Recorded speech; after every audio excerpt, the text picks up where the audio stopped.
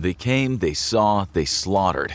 And as they decimated the planet of around 11% of its entire population, as many as 40 to 60 million people in Eurasia, they engaged in absolutely brutal warfare. This is what you get when you mess with us, was the message they left in their wake, walking away from mountains of skulls, from great piles of hacked-up bodies, where sometimes even the household pets were impaled.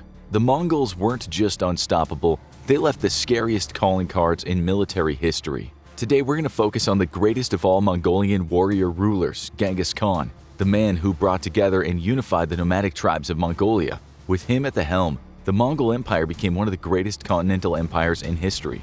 Under Genghis Khan and his offspring, the Mongol tribes would embark on military campaigns that conquered lands far and wide, covering today's Russia, Ukraine, Hungary, Poland, Uzbekistan, Kazakhstan, Kyrgyzstan, China, and Korea, going as far as Southeast Asia, Persia, Syria, Turkey, and India, and making a right bloody mess of Iraq. Genghis Khan was a brilliant military leader, but his resume certainly tells us there was much more to this man than brute force. He developed trading systems and communication systems, and despite the total lack of mercy he showed toward his enemies, he was somewhat tolerant of those who lived under him where their culture and religion were concerned. Nevertheless, the Khan's strategy for conquering much of the planet included what you might call the specter of fear. If bells began to ring in your town and people started whispering that the Mongols were coming, you feared the worst. You'd heard the talk. They didn't just conquer, they annihilated. The Mongols didn't take many prisoners, but at least they usually issued a warning. Submit to us or face our wrath.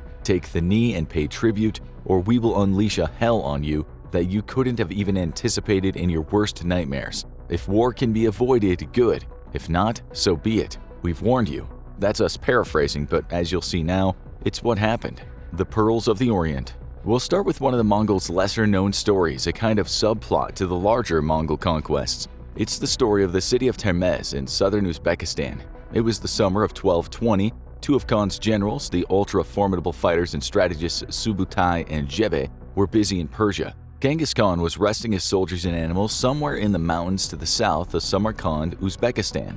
That autumn, he moved south with his army toward the city of Termez. As usual, the people of Termez had been given the option to surrender. They decided not to do that, with historians now saying they were mighty proud of their city's fortifications. Like so many other foes of the Mongols, they mistakenly believed they could fend off a siege. They managed to hold off the Khan and his soldiers for 2 days, after which the city was overrun. Genghis Khan ordered his soldiers to get hold of every man, woman, and child. They were told to count the citizens and send them out into an open field. Every soldier was then given the number of people he had to slaughter. This was a small city compared to some of the other cities we'll talk about today. Nonetheless, slaughter is slaughter. As they got to the end of the massacre and the groans and screams were fading, a woman was seen running away. She was soon caught, but before they killed her like the rest, she presented a bargain. She told them she had swallowed a large pearl and they could have it if they spared her. Instead, they disemboweled her on the spot, and lo and behold, she hadn't been lying about the pearl. In fact, she'd swallowed a whole bunch of pearls, which got the Khan thinking. There were pearls in this city, and other people might have had the same idea as this woman. So he ordered his soldiers to disembowel every last person and go through their insides looking for pearls or other jewels. Now let's dig a little bit deeper. Excuse the pun. The Battle of Kalka River.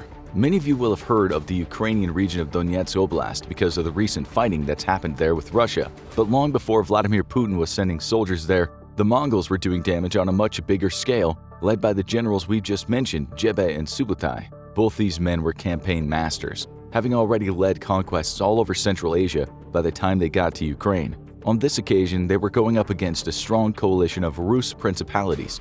The Rus were a people spanning part of Eastern Europe, originally Norsemen, who were woven into the historical fabric of what is today Russia, Ukraine, and Belarus. In this particular battle, it looked for a while as though the Rus armies were winning. They chased the Mongol hordes away. The Mongols, who were exceptional military strategists, were only retreating as part of a larger plan, spreading out their men and so spreading out the chasing armies. They stopped and got into battle formation at the Kalka River.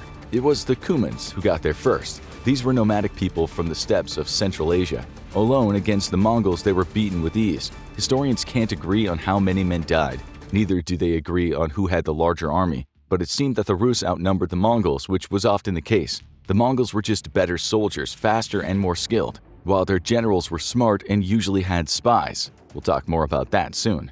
This Rus coalition was eventually defeated, but not before some of the princes of the Rus told the Mongols that they'd pull back their soldiers if they were guaranteed safety. The Mongols agreed, but they also lied. They soon took all the princes and leading nobles to be executed. But as the Mongols had a rule about not shedding the blood of nobles, they proceeded to execute these men in a unique and savage fashion. They erected a kind of scaffold and placed large pieces of wood on it. They then set up tables and chairs for a victory party. Only below the wood, propping it up, were the nobles. When the Mongols celebrated eating, drinking, and dancing, the nobles were slowly crushed to death below. This was supposedly a respectful death, but oh boy, it sounds slow and agonizing. In terms of victims, it was also a small-scale event for the Mongols. The deletion of the Khwarezmian Empire. A large land empire in history you might not have heard of was the Khwarezmian Empire, which covered much of present-day Central Asia, Afghanistan, and Iran. This was a powerful empire and one that really got on the wrong side of what turned out to be the more powerful Genghis Khan. In 1219, the Mongols went after the fortified town of Otrar in present-day Kazakhstan.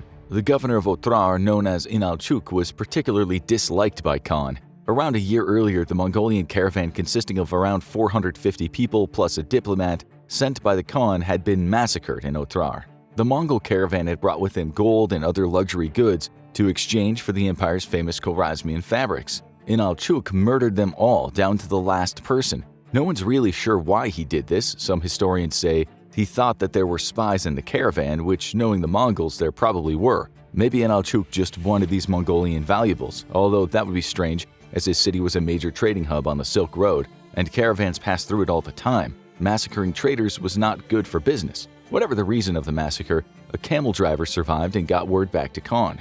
The Mongol leader was furious. Even so, at first he sent 2 Mongol diplomats and a Muslim diplomat to Khwarezmian Sultan Muhammad II, with the message explaining that he wanted Inalchuk to be punished. The Sultan was evidently not afraid of Khan. He subsequently had the Muslim diplomat beheaded, and he cut off the beard of the 2 other men, which was seen as very dis. This act had been known as one of the most consequential disses in world history. What happened next might be one of the biggest overreactions in history, but let's remember, this was more about the balance of power than the death of a few men. The Mongols under Genghis Khan soon besieged the city of Otrar, a siege that lasted 5 long months. It might have lasted much longer had a sub-commander for Otrar's army, a man named Koracha, not become a traitor and open the gates of the city. The Mongols piled in, slaughtering every single man, woman, and child. Koracha, who thought he was now on the good side of the Khan, went with his men to the Mongol side. They were all slaughtered too, with Genghis Khan saying you can never trust a traitor.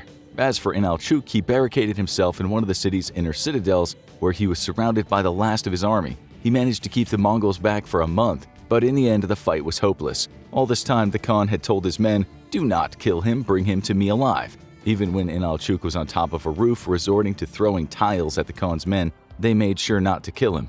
Inalchuk was eventually captured. To say Genghis Khan was upset would be an understatement. So the story about him executing Inalchuk by pouring molten silver in his mouth, eyes, and ears could well be true. Some historians doubt it, but that's what was written, and let's face it, Inalchuk was never going to get anything but a grisly death. The Khwarezmians had picked a fight with the wrong man. They knew very well what the Mongols were capable of, and the Sultan knew that killing the Khan's men meant war would follow. It's likely he knew a war was coming regardless, which is maybe why he did what he did. Now Otrar was out of the way, Genghis Khan proceeded to take out an entire empire. The Sultan was now on the run, occasionally listening to reports about how another of his great cities had fallen.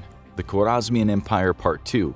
Genghis Khan was intent on wiping this entire empire off the face of the earth, and we mean annihilating it to non-existence. The Mongols were known for their take-no-prisoner approach, but during the ensuing battles they did in fact sometimes take craftsmen and artisans and send them back to Mongolia as slaves. Genghis Khan also sometimes took young men and drafted them into his own armies. Such massive territorial expansion would have been hard without picking up more soldiers along the way. The Mongols captured the city of Bukhara, and then they marched to the capital city of Samarkand.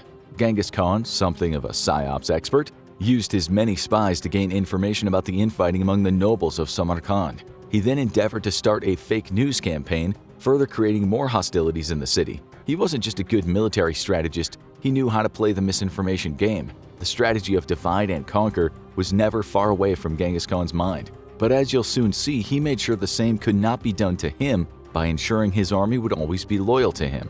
When he knew the city was weak, Genghis Khan, along with his sons, Shanghai and Ogade and about 10,000 men attacked. Here, the Khan made good use of some of the prisoners he'd already captured, moving forward with them as human shields. Not only do human bodies act as protection, but Genghis Khan understood very well how firing into your own men dampens the enemy's morale. To further douse the broken spirits of the enemy, he had his men catapult the heads of the captured enemy over the wall. But at one point, the Mongols retreated after what looked like a devastating counterattack. Yet again, the retreat was just a ruse to split the opposing army. The Mongols soon turned back, killing most of the opposition soldiers. In the citadel, the last of the city's nobles hid, surrounded by their top soldiers. As he would do time and again, Genghis Khan offered to spare everyone if they surrendered. "Come out," he said, "and you'll be all right," he said. "If you surrender, I'll spare you, and I'll spare the inhabitants of the city," he said. There was something like 100,000 citizens in the city, although again, historians will debate the actual numbers. Regardless, they surrendered to the Khan on the promise of safety. He then had every last soldier cut to shreds. As was normal, he got his own soldiers to round up the men, women, and children of the town and attempt to estimate the numbers. He then gave each soldier a quota he had to slaughter, and that was that. The next few hours consisted of massacring thousands and thousands of innocent people. This was, of course, quite unbelievably savage, but that was the point. This was psychological warfare. When other cities heard about this, surely they'd submit to the Mongols and pay tribute rather than fight back. As you'll see, this was not often the case. We should also talk about how the Mongols, often outnumbered, were so successful. They conscripted males as young as 14 and as old as 60. Each man received part of the bounty distributed by a kind of governing body called the Jarku. This meant that said soldiers would all take a slice of what they found: slaves, horses, cattle, textiles, precious metals, and food. If you served, there were many rewards. If you disobeyed orders or fell asleep on watch, the punishment was severe. Maybe lashes, maybe death. If you ran away or deserted, you'd be caught and put to death. But yes, there were significant rewards, which was great motivation for the soldiers. The Mongols were famed for being able to ride a horse and fire arrows quickly at greater distances than their enemies. They used wooden saddles with high fronts and backs, which enabled them to sit securely and take a shot. When they had whole populations of towns rounded up, as they did in the cities we've discussed, they used spears, axes, long knives, or curved swords 30 to 50 inches long to cut down the populations. Did the soldiers sometimes feel bad about the industrialized killing? It's hard to say, but since they were rewarded, and since their leaders had often given a city a chance to surrender first, maybe not. And anyway, the Mongols didn't invent mass killing, they were just good at it. As is always the case in war, Genghis Khan used propaganda to get his men to hate their enemy. Did Britain and the US feel bad about bombing Dresden? Not so much at the time. People criticized the US when it was discovered that it had secretly bombed the hell out of Laos and Cambodia, but a good few Americans believed their nation was liberating the world from those damned commies. It's well known that Genghis Khan and the Mongols were excellent purveyors of propaganda, whether serving to spread fear among the enemies or get their own troops fired up. The Siege of Urgench. The savagery continued when the Mongols besieged the city of Urgench, also part of the mass destruction of the Khwarezmian Empire. Genghis Khan's eldest son, Jochi, hit the city from the north, and his sons Chagatai and Ogedei came from the south. The invasion was made all the more difficult due to the area around the city being marshland. Moreover, there was a lack of large stones to catapult into the city. It's worth noting here that there was sibling rivalry between the brothers. Their dad was no spring chicken at this point, and he had to choose one of the sons to take his place. It was Ogedei who came out on top in this siege, and so was chosen to replace his father, but this would create a family feud. The siege of Urgench was one of the hardest for the Mongols when destroying the Khwarezmians, but with their catapults, their huge siege bows that could fire 20-foot arrows, and their battering rams, they eventually broke through. The Mongols also had gunpowder, something they'd discovered when invading China. To give you an idea of a typical arsenal for a Mongol siege, a historian wrote it consisted of 3,000 machines flinging heavy incendiary arrows, 300 catapults, 700 mangonels to discharge pots filled with naphtha, 4,000 storming ladders, and 2,500 sacks of earth for filling up moats. Naphtha, in case you didn't know, is a highly flammable liquid. Under this kind of attack, Urgench finally fell. A Persian scholar named Juvayni later wrote that 50,000 Mongol soldiers were each given the job of executing 24 Urgench citizens. That would mean executing 1.2 million people, which you can imagine would have taken a very long time. Juvayni was no doubt exaggerating, but modern historians don't disagree that the sacking of Urgench was one of the bloodiest massacres in world history. Again, the Mongols took artisans and other useful people, but the vast majority of regular citizens were executed on the spot. It's worth noting that prior to the systematic slaughter of the empire, Genghis Khan had written to the Sultan saying, "I am a master of the lands of the rising sun, while you rule those of the setting sun. Let us conclude a firm treaty of friendship and peace." As you know, the Sultan wasn't buying it, and as you'll soon see, perhaps he had good reason not to trust the Mongols. Massacre at Merv. The Mongols didn't always keep their word. When Genghis Khan's son Tolui went up against the city of Merv, the battle was a difficult one. On the 7th or maybe 8th day, the governor of the city sent a message to Tolui saying he'd surrender if the Mongols agreed to let his citizens live. Tolui said he'd agree, and on the next day, when the city was handed over, he proceeded to massacre pretty much every single person within the walls. The scene was worse in the city that fell next. Nightmare at Nishapur. As we said earlier, there was some exaggeration at times in the past when it came to the number of kills. For instance, it was written that the Mongols executed 1.748 million people in a single hour when they sieged Nishapur. This couldn't have been true, but that didn't mean the Mongols didn't murder almost the entire population of the city. The siege only lasted 3 days. But in that time, Tokuchar, a son-in-law of Genghis, was killed in action. This infuriated Tolui, who ordered every last man, woman, and child to be executed. He asked that Tokuchar's widow watch over this bloody spectacle. Tolui even told his soldiers to murder every single animal in town, including the cats and dogs. But seriously, that many executions in 1 hour would mean 29,133 lives per minute, which frankly was just impossible. There weren't even that many people to kill, far from it, but you can bet it was no exaggeration that the Mongols did slaughter most or all of the people in the city. The history books also tell us that Genghis Khan's widowed stepdaughter was afraid some people might have only been injured, so she asked for each person to be beheaded. She was granted her wish, and the heads and the skulls of each person were stacked in pyramids, something that was said to have taken a whole 10 days. We can't be sure exactly how many people were killed when the Mongols rubbed out the Khwarezmian Empire, but that is certainly what they did. So it's possible that 10 to 15 million Khwarezmians were slaughtered in all. That's incredible and horrifying all at the same time, given the tools they had at their disposal. The Mongols never did get their hands on the Sultan. He was still on the run when he passed away. Historians have said he could have died of shock as he watched an entire empire crumble before his eyes. The sacking of Kiev. You'll remember that the Mongols went westward at the Battle of the Kalka River. They returned to this region in 1240 when they sacked Kiev. They burned the entire city to the ground, and it's believed that they only spared about 2,000 people from the population of around 50,000. This was under Genghis's grandson, Butu Khan, son of Jochi. Genghis had died in 1227. An Italian diplomat named Giovanni da Pian del Carpine visited Kiev in 1246.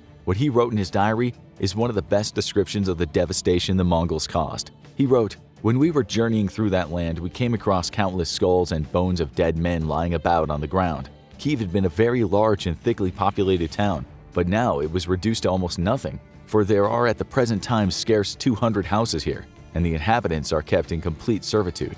China. The Mongol armies were spread far and wide. Although with the kind of postal system they'd invented, they were able to stay in touch. This is one reason how they managed to become so formidable. The conquests in China went on for over 70 years, from 1205 to 1279, during which time the Mongols conquered various dynasties and kingdoms. Again, they engaged in what's called annihilative warfare, meaning they massacred most of the inhabitants of the cities they plundered and burned to the ground. The Mongols created their own dynasty in China under Kublai Khan and his Yuan dynasty. This would collapse and be replaced by the Ming dynasty, which would rule China from 1368 to 1644. The Hongwu Emperor, the founder of the Ming dynasty, executed thousands upon thousands of people he believed were plotting against him. This often consisted of slow slicing and flaying. He even ordered that any man found to have his hair in the typical Mongol style, the partially shaved style with bits of hair hanging out, be castrated. You can understand his fear. It's thought the Mongols killed around 30 million Chinese people over those 70-odd years from a population of around 120 million. It all started under Genghis, a man and his army who the Chinese didn't think had a chance of breaking through the country's fortifications, notably the Great Wall of China. Beating China was by no means easy, but Genghis knew it could be done, once writing, "I had trained my men to attack with the speed of the wind. Now they had to learn the guile of the wolf." They went from city to city, slaughtering everyone. As China was so divided, they employed Chinese armies and they employed Chinese weapons makers, men who had great scientific knowledge, which is probably how those weapons advancements got to Europe. When they couldn't get past a wall, they waited. starving the people in the city. The Mongol armies were well prepared for long campaigns. They set up camp outside cities, living in tents known as yurts. Each soldier was equipped with tools for cooking and sewing, a file to make arrowheads, and a leather food bag that could double as a flotation device. They had 2 bottles for water and other liquids, and each had a cooking pot. Their entire life could be lived on the road. This is how they crossed great swaths of territory, often riding 60 to 75 miles a day. If the soldiers' dry ration ran out, such as their meat, they'd even drink blood from their horse's neck. While not as civilized as some of the nations they defeated, they usually had the upper hand in a fight. Iraq. In 1258, the Mongols laid siege to the city of Baghdad, where again they slaughtered almost everyone. Baghdad was an advanced city of the age. The Mongolians burned down its libraries, destroyed important books on science, medicine, history, and philosophy. A modern historian described the carnage in a way we think is representative of how the Mongols worked. They swept through the city like hungry falcons attacking a flight of doves, or like raging wolves attacking sheep, with loose reins and shameless faces, murdering and spreading terror. Beds and cushions made of gold and encrusted with jewels were cut to pieces with knives and torn to shreds. Those hiding behind the veils of the great harem were dragged through the streets and the alleys, each of them becoming a plaything, as the population died at the hands of the invaders. The Mongols also kept the promise of not spilling noble blood. It's said instead of cutting down the Baghdad Caliph al-Mustasim, they rolled him up into a rug and trampled him to death. The Mongols were military technicians, amazing on horseback, masters of spying and spreading disinformation, helped by their development of a postal system, and without a doubt they understood how important psychological warfare was. They were great at what they did, wholesale murder. Genghis Khan thought his destiny was to rule the earth, something he didn't manage, of course, but he sure made a good go of it. He once said, "I am the punishment of God. If you had not committed great sins, God would not have inflicted a punishment such as me upon you." To the Chinese, he was the barbarian scourge born from the wastes. To the Europeans, he was a demonic servant, leading a detestable nation of Satan that poured like devils from Tartarus. To human history, though, he was one of the greatest warlords in history. We're talking, of course, about Genghis Khan.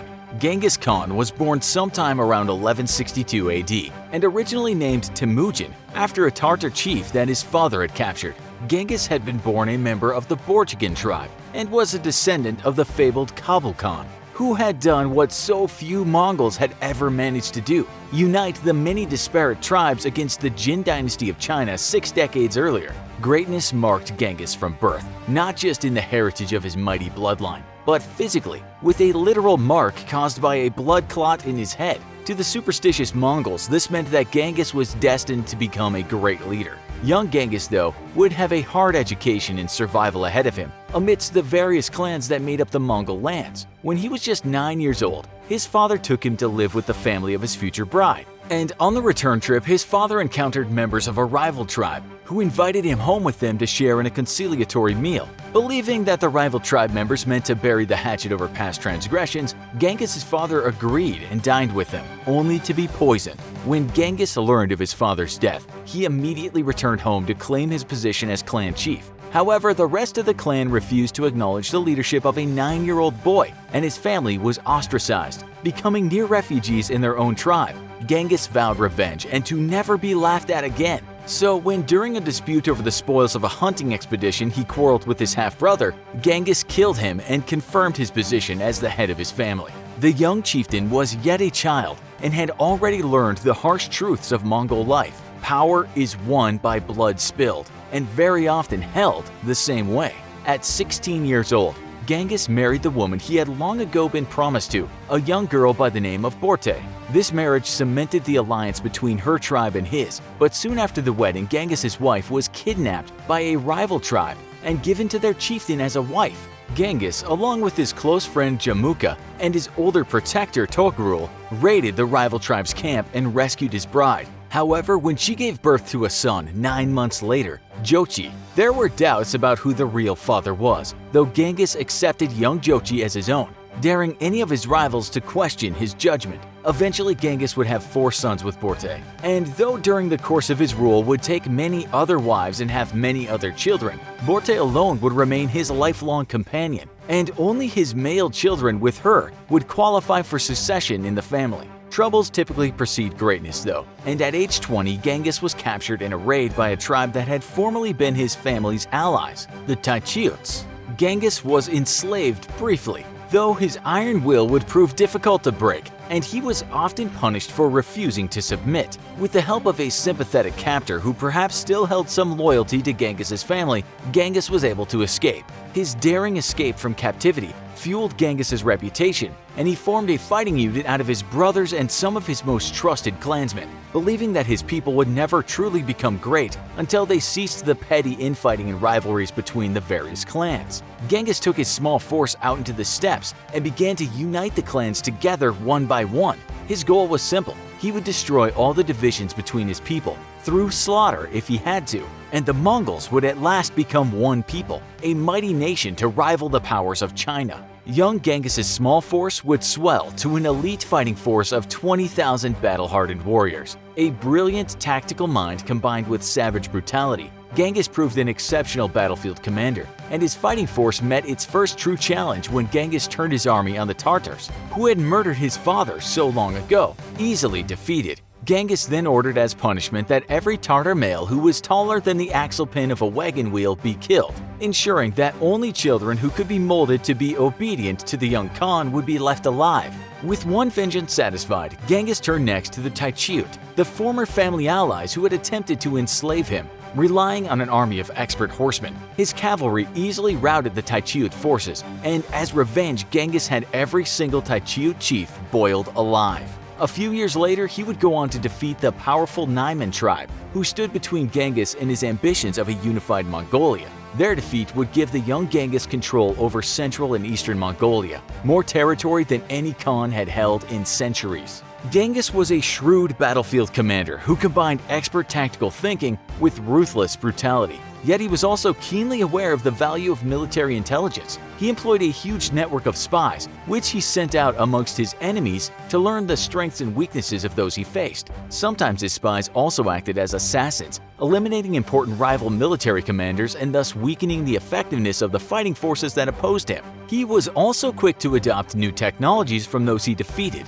and these would include improved bows, which allowed his men to shoot further and more accurately, as well as techniques for quickly relaying messages between his forces. Most famously, Genghis adopted a system of smoke and burning torches to relay long-distance commands, as well as large drums and flags to give signals in the midst of combat. This allowed Genghis to issue commands to his forces even in the midst of battle, making them incredibly mobile and able to respond to an evolving battle, often outmaneuvering an enemy. Genghis's great military successes also relied heavily on the individual expertise of his soldiers. Unlike most ancient commanders, Genghis did not accept just anyone into his fighting forces and ensured that each man who rode into battle with him was an expert rider who could handle and ride a horse without a saddle. His soldiers had to be expert marksmen with the bow, but also able to fight in close quarters with swords and daggers when needed. Typically, the average Mongol carried a bow, arrows, a shield made of wood or leather, and a lasso. They could also carry javelins, body armor made of hardened leathers, and a lance with a hook in order to pull enemies off their own horses. As expert riders, each of Genghis's soldiers could handle their horse with just their legs, leaving their hands free to shoot a bow or wield a lance and shield in combat. Yet, as a keen tactician, Genghis recognized that an army was more than just a fighting man at the front. Thus, his armies were always followed by a very well-organized supply system of ox carts, loaded with supplies and extra military equipment, shamans to provide spiritual leadership, maintain morale and treat the wounded, and even government officials whose job was to catalog the plunder. After his initial victories over the major Mongol tribes, the other tribes unified and agreed to peace, at last bestowing upon Genghis the title of Khan, or Universal Ruler, a title of not just political but also spiritual importance. A great shaman declared that Genghis Khan was the living representative of Mongke Koko Tengri, or the Eternal Blue Sky, who was the supreme god of the Mongols. With this newfound divine status, it was clear that Genghis's destiny was to rule the world. Genghis immediately led his forces to fresh conquests, striking out in 1207 against the kingdom of Xixia, which had flourished in northwest China since 1000 AD. 2 years later, the kingdom surrendered unconditionally, and Genghis turned his attention against the Jin dynasty in northern China in an epic struggle that would last for 20 years. Yet, even as he fought for control of China, Genghis's armies also struck out west. He established diplomatic relations with the Khwarezm dynasty, a Turkish empire that included Turkestan, Persia, and Afghanistan. But relations quickly soured when the Mongol diplomatic mission was attacked by the governor of Otrar, a prosperous and important city. When the 450-strong Mongol trade caravan arrived at the city, the governor and Alchuk accused the traders and ambassadors of being Mongol spies and executed the entire caravan.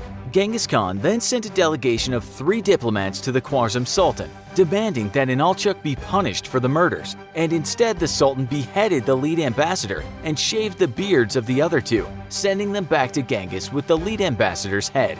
This would prove to be a mistake. In 1219, Genghis Khan personally led an army of 200,000 Mongols against the Khwarezm dynasty, sweeping through every major city and razing them to the ground. Anybody who wasn't immediately slaughtered was forced to march in front of the army to act as human shields as Genghis laid siege to the next city. Genghis spared no living thing in the empire, killing everything from children to small domestic animals and even livestock. 2 years later in 1221, the Sultan and his son were captured and killed, ending the Khwarezm dynasty forever. The invasion of the Khwarezm dynasty brought Genghis Khan and his hordes to Eastern Europe and began an age known as the Pax Mongolica. Despite being known as a brutal war leader, Genghis Khan was also a great statesman and valued peace and prosperity as much as conquest. His invasions brought law and order to wide swaths of lands, which had for centuries been ruled by brutal warlords, and his prohibition of blood feuds forced a lasting peace and an end to the petty conflicts which saw constant warfare between clans and villages. Genghis's law also forbade adultery, theft, and false witness, and reflected the Mongols' great respect for the environment, making it the law for people to treat their natural resources with great respect. Decency was made a part of a soldier's life as much as obedience, and soldiers were taught to pick up anything that the soldiers they were following dropped. Unity was preached over traditional selfishness, and Genghis's laws helped weave together the many disparate people under his great empire. A stunningly progressive leader for his time, Genghis also outlawed the tradition of earning promotions in either the military or in government solely due to heredity or ethnicity, and instead made it law that only merit would be used to judge the worthiness of a man. In Genghis Khan's empire, a non-Mongol had as much chance to rise in the ranks as a Mongol, and efficiency and competence were valued over social status. Genghis Khan's empire also gave tax exemptions to religious organizations, something that would take centuries to be adopted by Western powers. There was also a great degree of religious tolerance, reflecting the long-held Mongol tradition of religion as a personal conviction free from the law and interference. Genghis Khan even established a mail system, which would see packages and letters safely delivered from as far as Europe all the way to the coasts of China, a wonder which would not be repeated again for centuries. Genghis Khan would die in 1227 AD, though historians remain unsure as to the exact nature of his death. It is suspected it was either from injury or natural causes. Following Mongol tradition, the grave of the greatest war chief in history was ultimately unadorned, without any great monument. Instead, the funeral party carried the great Khan's body to a secret place and slew any they encountered to ensure that his grave would never be found. It is rumored that they even diverted a river to run over the grave and thus ensure that Genghis's resting place would never be disturbed. Under the leadership of his sons, the Mongol horde's power would climax as his forces reached all the way to the gates of Vienna in Austria, when the death of his son Ogedei forced the horde's commanders to return to Mongolia. Europe was ultimately saved from the great Mongol hordes, though given the incredibly progressive values of Genghis Khan's empire, there's an argument to be made that Europe would have been better served by not being spared from invasion. The great Mongol Empire was ultimately short-lived, but without a doubt, ranks among the greatest in history. Fictional evil leaders have been a mainstay of movies, novels, and TV shows, but when it comes to the deeds of real-life leaders, fiction is often no competition for fact. For example, during his reign as leader of the Mongol hordes, it's been speculated that Genghis Khan killed as much as 11% of the world's population. Tamerlane the Great, also known as Timur, would actually build towers out of skulls. And Qin Shi Huang, on his way to becoming the first unified Chinese empire, destroyed every semblance of an education system by burning books and burying scholars alive. But what about the famous Roman Empire? Were there any bad ones? The answer is simply yes. And the one that first comes to mind is Nero, Emperor Nero, a leader who ancient writers and historians claim not only started the Great Fire that destroyed Rome in AD 64, but also fiddled as he watched his city burn to the ground. With this thought in mind, we're going to look at why Emperor Nero is the evil leader in human history. Or was he? Nero was born Lucius Domitius Ahenobarbus on December 15, 37 AD. When he was only 2, his father Gnaeus Domitius Ahenobarbus died of edema and left a huge chunk of his estate to his son. However, the inheritance was taken from him by the Emperor Caligula. Eventually, Nero took the name we all know and love to hate when he reached the tender age of 13. It was at that time that he was adopted by his mother, Agrippina the Younger, and great-uncle the Emperor Claudius, who by that time had succeeded Caligula following his assassination by his guards. Nero's mother Agrippina was described as vicious, violent, and unforgiving. I guess in this case you could say like mother, like son. Agrippina even had her second husband killed. Eventually Nero would take the reins as emperor at the age of 17 after his great-uncle died unexpectedly. Some historical sources from the time claim that people saw Nero's mother feed her husband poisoned mushrooms, resulting in his sudden death. Despite our perception of Nero today as an evil and hated ruler, during the time of his reign he did in fact hold a strong amount of support from the Roman Empire. He was young, new, and loved music and the arts, traits the general public admired in their leader. Occasionally he was even claimed to be kind. The Roman Empire's historian Suetonius wrote, "He let slip no opportunity for acts of generosity and mercy, or even displaying his affability." After only 2 years of his reign, though, that affability seems to have disappeared, and Nero ordered that his mother be killed. A gradual falling out between the two had begun some time prior, eventually leading Nero to removing her face from Roman coins. By that time, she had lost the respect of Nero's advisors as well. There's multiple contradicting and often fantastical reasons for why Nero ordered his mother killed, but the most common and often agreed upon is that she herself was actually plotting to kill Nero. So Nero said, "Off with her head," so to speak. Nero actually ordered an accidental collision of her boat, hoping she may perish with the sinking ships. Fortunately or unfortunately, depending on how you look at it, she survived the initial attempt. Finally, he ordered assassins to kill her and make it resemble a suicide. This time, she did not survive. Nero was relieved to find that he was actually congratulated on the death of his mother.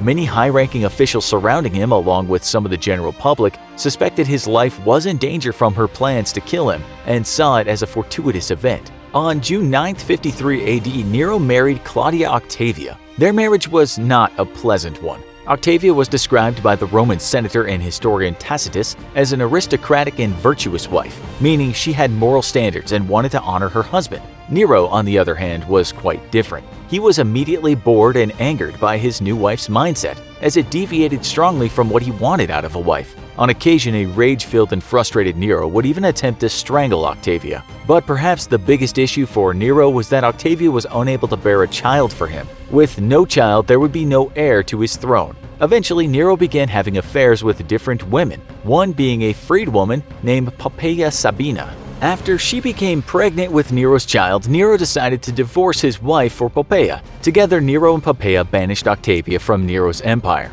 However, Nero did not expect the backlash that came from his people. Many Roman citizens very much liked Octavia and protested severely the banishment of her from the empire. They carried statues of her through the city, and the protests were so large that Nero briefly considered remarrying her to calm the people. Nero feared that the only reason the Romans saw him as their leader was his association with Octavia and her connection to past royal families. So after much deliberation, Nero did the next best thing to remarrying his estranged wife. He had her killed. He hoped that this would instill some fear and prove his strong leadership to the people. Octavia was put to death in a traditional Roman suicide ritual on June 8, 62 AD. Only 2 years later, Rome burned. The now infamous incident began on the evening of July 18, 64 AD. The fire ignited on the Aventine Hill, one of the 7 slopes that Rome is built on overlooking the Circus Maximus. The fire burned for nearly 6 days before it could be somewhat controlled, only to reignite once again and burn uncontrolled for another 3 days. Over a total of nearly 9 days, 2/3 of Rome had burned to the ground. Just about 70% of the city was completely destroyed. Homes, temples, markets, all burned to the ground.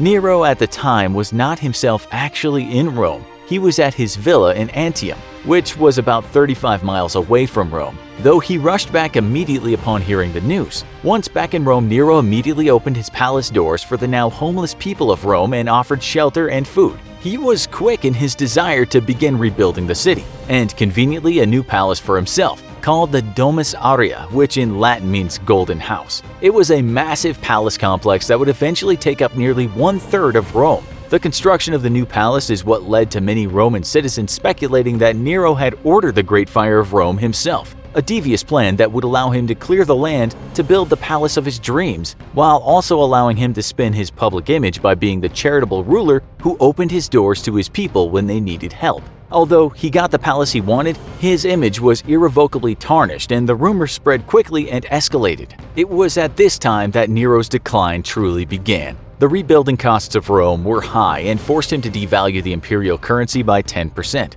Revolts in the Roman provinces of Judea and Britain were also escalating. Nero suspected that there were high-level conspiracies originating in the Senate to have him assassinated, which he decided he could only prevent by having them killed first. With unrest growing in Rome, Nero took an extended 15-month trip to Greece. There, his passion for art grew and he gave himself to music, sports, and theatrical performances. When he finally did return back to Rome in 68 AD, he found even more unrest in the city. He had grown more distant from military decisions and completely failed to respond to an urgent revolt in Gaul, as well as growing tensions in Africa and Spain. Finally, at their wits' end, the Senate made a bold move and announced that Nero was an enemy of the people. Soon, everything Nero had done as emperor seemed to finally come to a head, and his world began closing in on him. Many people believed it was him that started the Great Fire of Rome, and he had killed his mother, his first wife, and now new rumors popped up that he had killed his second wife too. Nero attempted to flee the city that by now had completely turned on him.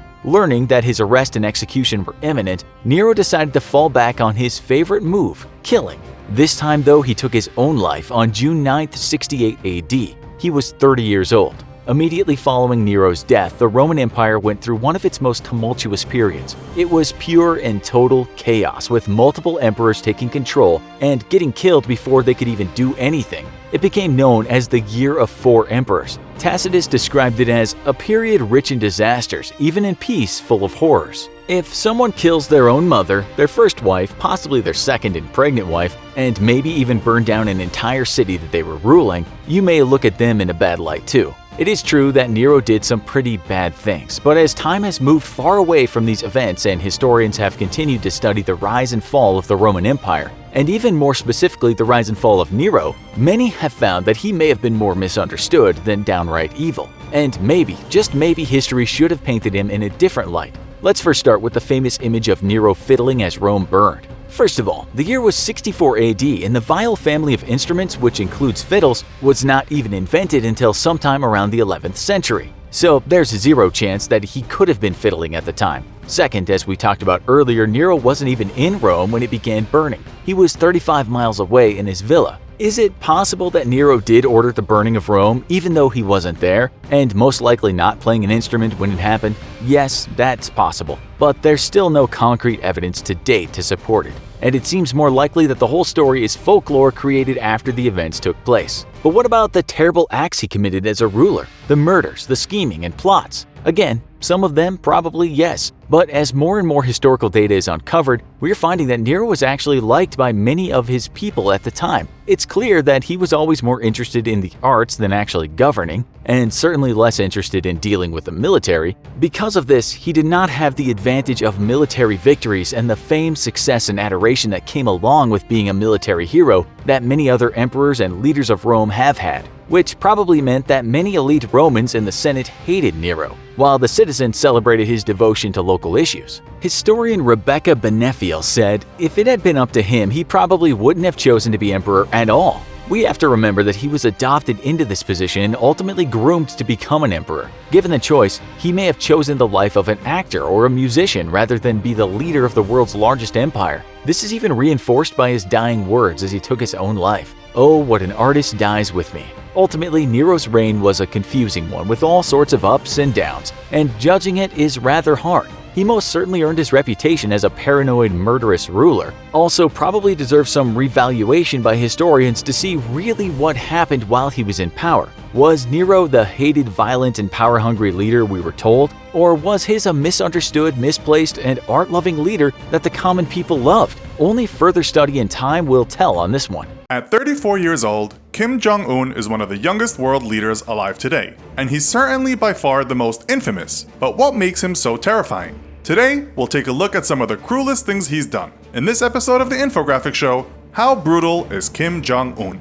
In 2011, the world was formally introduced to Kim Jong-un, the third dynastic ruler of North Korea since 1950. Kim's cruelty started almost as soon as he assumed power. Faced with the specter of a possible coup from within the ranks of the nation's top political and military elite, Kim Jong-un immediately began a political purge that is rumored to have killed dozens of senior officials. In his bid to consolidate power and prevent any challenge to his authority, he even went so far as to have his own uncle executed, and years later, paranoia concerning his half-brother led him to dispatch assassins to Kuala Lumpur in 2017. But political purges are simply par for the course concerning Kim's cruelty. His real crimes against humanity are committed on a daily basis against his own citizens. Wait until you hear about the laws they must follow and the penalties they incur for breaking them. The hallmark of North Korean cruelty is known as the Three Generations Rule, established in 1972 by Kim Il-sung, Kim Jong-un's grandfather. The Three Generations Rule mandates that any serious crime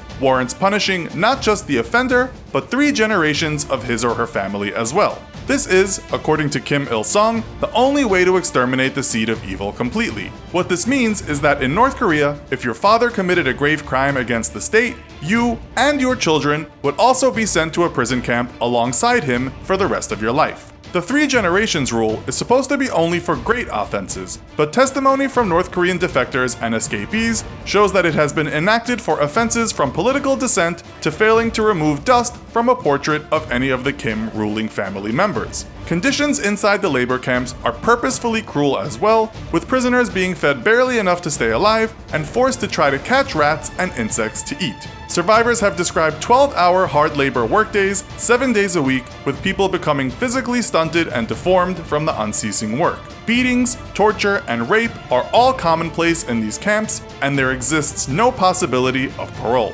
North Korea's constitution technically guarantees freedom of the press, but the state does not allow any foreign or non-state-sponsored media to operate. It is therefore technically illegal to operate any independent press, and this is a law that Kim's North Korea enforces strictly. All foreign media is completely banned from the nation, making it illegal to watch foreign TV shows or movies, listen to foreign radio or music, or even read foreign books. While North Korea does have a state-run version of the internet that is open to all citizens, government permission is first needed to own a computer, and only state-approved content is available. Occasionally, outside websites are made available, but they are heavily censored after being downloaded and hosted locally. Violating any of North Korea's media rules is met with strict punishment with either execution or imprisonment in a forced labor camp. North Korea's constitution also technically guarantees freedom of religion, but Kim Jong-un's government is extremely hostile to the idea of any religion, and the practice of it is banned by law. In its place is a national ideology of Juche,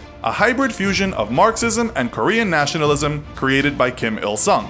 Juche states that man is the master of his own destiny, and that the North Korean masses are to act as masters of their revolution and in the construction of their own socialist state. The Juche ideology preaches strong nationalism and self-reliance, but makes no mention of any divine creator or other spiritual entities. Wary of what the Kim family believes to be corrupting Western influences, all other religions are banned in North Korea, and anyone caught practicing any other religion faces immediate imprisonment, often with the dreaded Three Generations Rule in effect. Kim Jong-un has also continued his father and grandfather's practice of tightly controlling the movement of its own citizens. It is illegal in North Korea to leave the country without official permission, which is almost never granted. While thousands of defectors and refugees still attempt to flee across the border into China or through the heavily mined DMZ into South Korea, they do so knowing that their families they leave behind will likely be punished in their absence. Even those that manage to successfully escape, though, are still not safe, as North Korea has for a long time conducted international abductions and forced repatriations of escaped citizens. North Koreans in Japan, South Korea, China, and even as far as Europe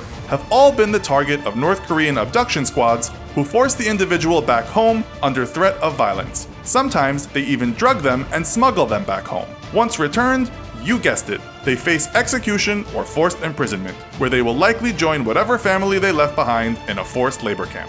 But pregnant women who are captured and repatriated face yet another of Kim's horrors: his belief in complete racial purity and Korean superiority.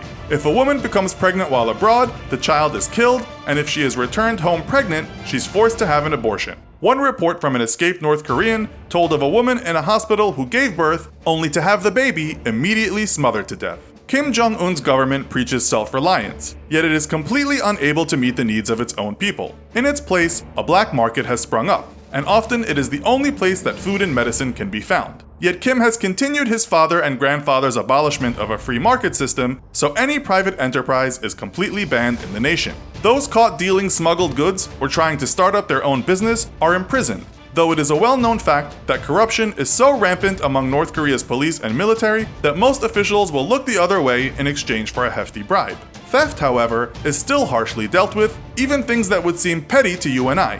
In 2016, 21-year-old American college student Otto Warmbier, on a sponsored tour of the nation, stole a propaganda poster off his hotel's wall and was caught. His sentence was 15 years of hard labor for trying to harm the motivation and work ethic of the Korean people. Though he was released to the US 17 months later, Warmbier suffered severe brain trauma by then, likely due to severe torture and starvation, and died days later. In North Korea, your freedom, everything from what you watch, read, or even where you can work, is severely restricted, and there exists no due process. The country is ruled completely and absolutely through the brutality of Kim Jong-un alone, who fears dissent so much that he is willing to go to extreme lengths to prevent it. While you may occasionally get annoyed by the rules and laws in your own country, at least give thanks that, safe at home, you don't face the possibility of getting sent, along with your entire family, to prison for failing to dust the portrait of your country's ruler. World War II had come to an end, and the mad reign of Adolf Hitler ended with a bang in a Berlin bunker.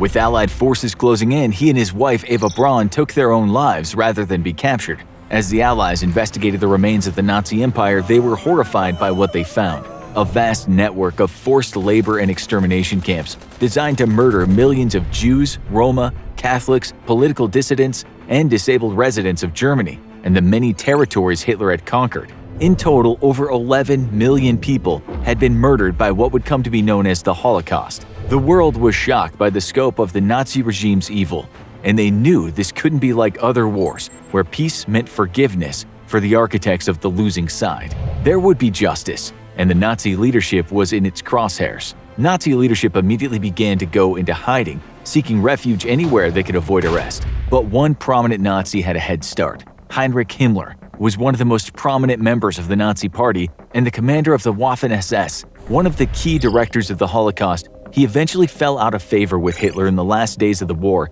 and tried to open peace talks with the Allies. When Hitler discovered this, Himmler was fired and his arrest was ordered. He attempted to go into hiding under a false name, and as the Nazi regime collapsed, he was detained at a checkpoint. British soldiers noticed his fake documents had a stamp associated with SS members, and Himmler was forced to admit who he was. He was arrested, but when he was examined by a doctor, he bit into a cyanide capsule and quickly died. Heinrich Himmler had managed to escape justice just the same as his boss. But there were many more targets out there. The Nuremberg trials were among the biggest post-war tribunals ever held in history, and the Allies moved fast. They were convened only months after the end of the war and ran for almost a year between November 1945 and October 1946. In all, 24 of the biggest political and military leaders of Nazi Germany were put on trial, including Reich Marshal Hermann Göring, the original head of the Gestapo. While Hitler and his brief successor, famous propaganda master Joseph Goebbels, were both dead by suicide, many of these men were among the architects of the military and genocide machine he had built.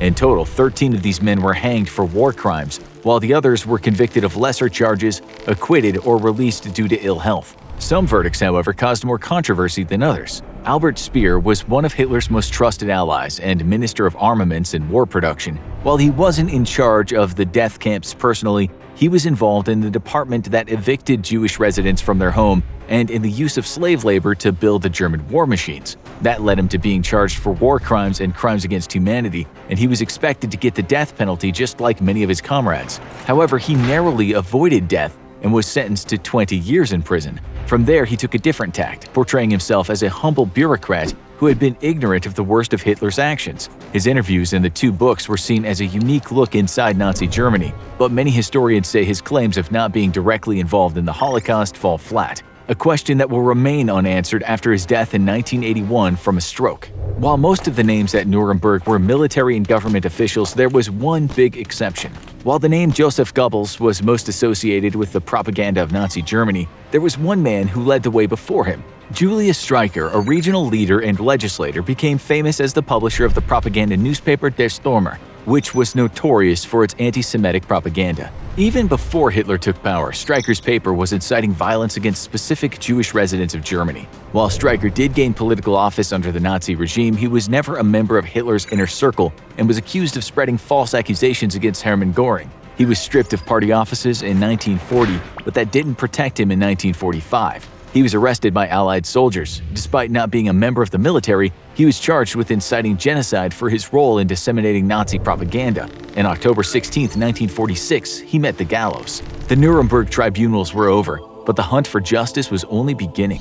U.S. military courts conducted 12 more military tribunals against accused criminals from Nazi Germany, mostly high-level German industrialists who had used slave labor and looted occupied territories, as well as remaining German military officers. They were led by American judges, with the most famous being the Doctors' Trial, which tried Nazi physicians for their role in mass murder by involuntary euthanasia. In total, almost 200 Nazis were executed at these follow-up tribunals, but many of the most high-profile members of the Nazi regime were still at large. In fact, some would never see justice at all. In the aftermath of World War II, the focus shifted to the next great conflict, the Cold War between the United States and the Soviet Union. Both countries were seeking any edge in the fast-moving race for military technology, and they would get it from anyone, even if they had been fighting them on the battlefield only years earlier. That led to the creation of Operation Paperclip, a secret U.S. program that brought over 1,600 scientists from the Nazi regime and German military to the United States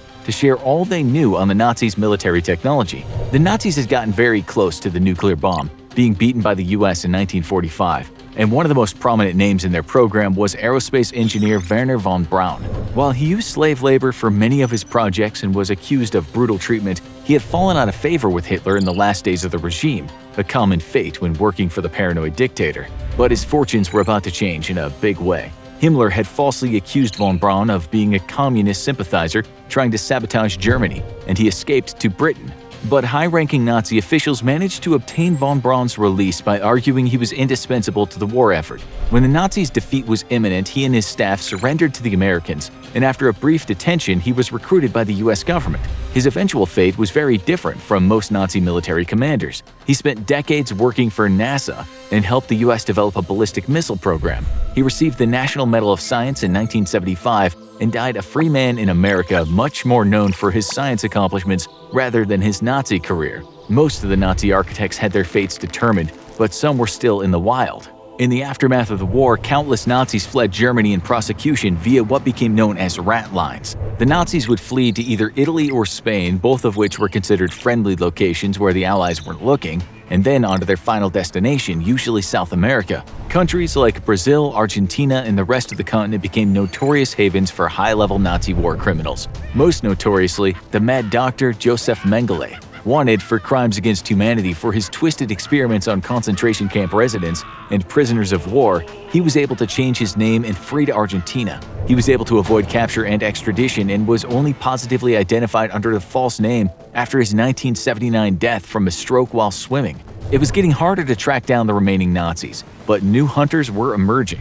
Simon Wiesenthal was a Jewish man born in Austria-Hungary in 1908, and he and his wife barely survived the Nazi concentration camps. After the war, he collected a list of Nazi war criminals and presented them to American officers. This led to a position with the American Office of Strategic Services, but it soon became clear that the momentum for pursuing Nazi criminals was flagging. Wiesenthal struck out on his own, collecting information on Nazi war criminals and trying to locate them abroad. He became one of the most dogged pursuers of justice for the victims of the Holocaust, founding the Simon Wiesenthal Center to track Nazi war criminals and fight against anti-Semitism. But he was a civilian, and he would need support from governments to root the surviving Nazis out of their hiding places. Fortunately for him, 1948 would bring a major change in the world. In the aftermath of the Holocaust, the desire of the surviving Jewish people for a safe haven grew. That turned into a flashpoint in what was then the British Mandate of Palestine, as the Jewish residents in what had been their historical home fought for independence. In 1948, the newly formed United Nations voted to partition the land, with the western half becoming the State of Israel. A brutal war formed, with most of surrounding nations invading, but the newborn State of Israel shocked the world and fended off the invading armies, winning its independence. And its newly formed spy agency, the Mossad, had another mission in its mind beside protecting the homeland: hunting down the remaining Nazi war criminals. They had one name in particular at the top of their list. Adolf Eichmann had more in common with his boss than just his first name. He had been as much of a true believer in Hitler's extermination of the Jewish people, and as an SS commander he managed the mass deportation and extermination of the majority of Europe's Jews. While he was captured by the United States shortly after Germany's defeat, he managed to escape from his first detention camp and hide in France for several years. There, he escaped to Argentina in 1950 with false documents provided by a bishop with Nazi sympathies. Working as a government contractor, he managed a low profile, but by 1956 he was looking to publish a biography with the help of Nazi journalist Wilhelm Sassen. That arrogance would set his undoing into motion.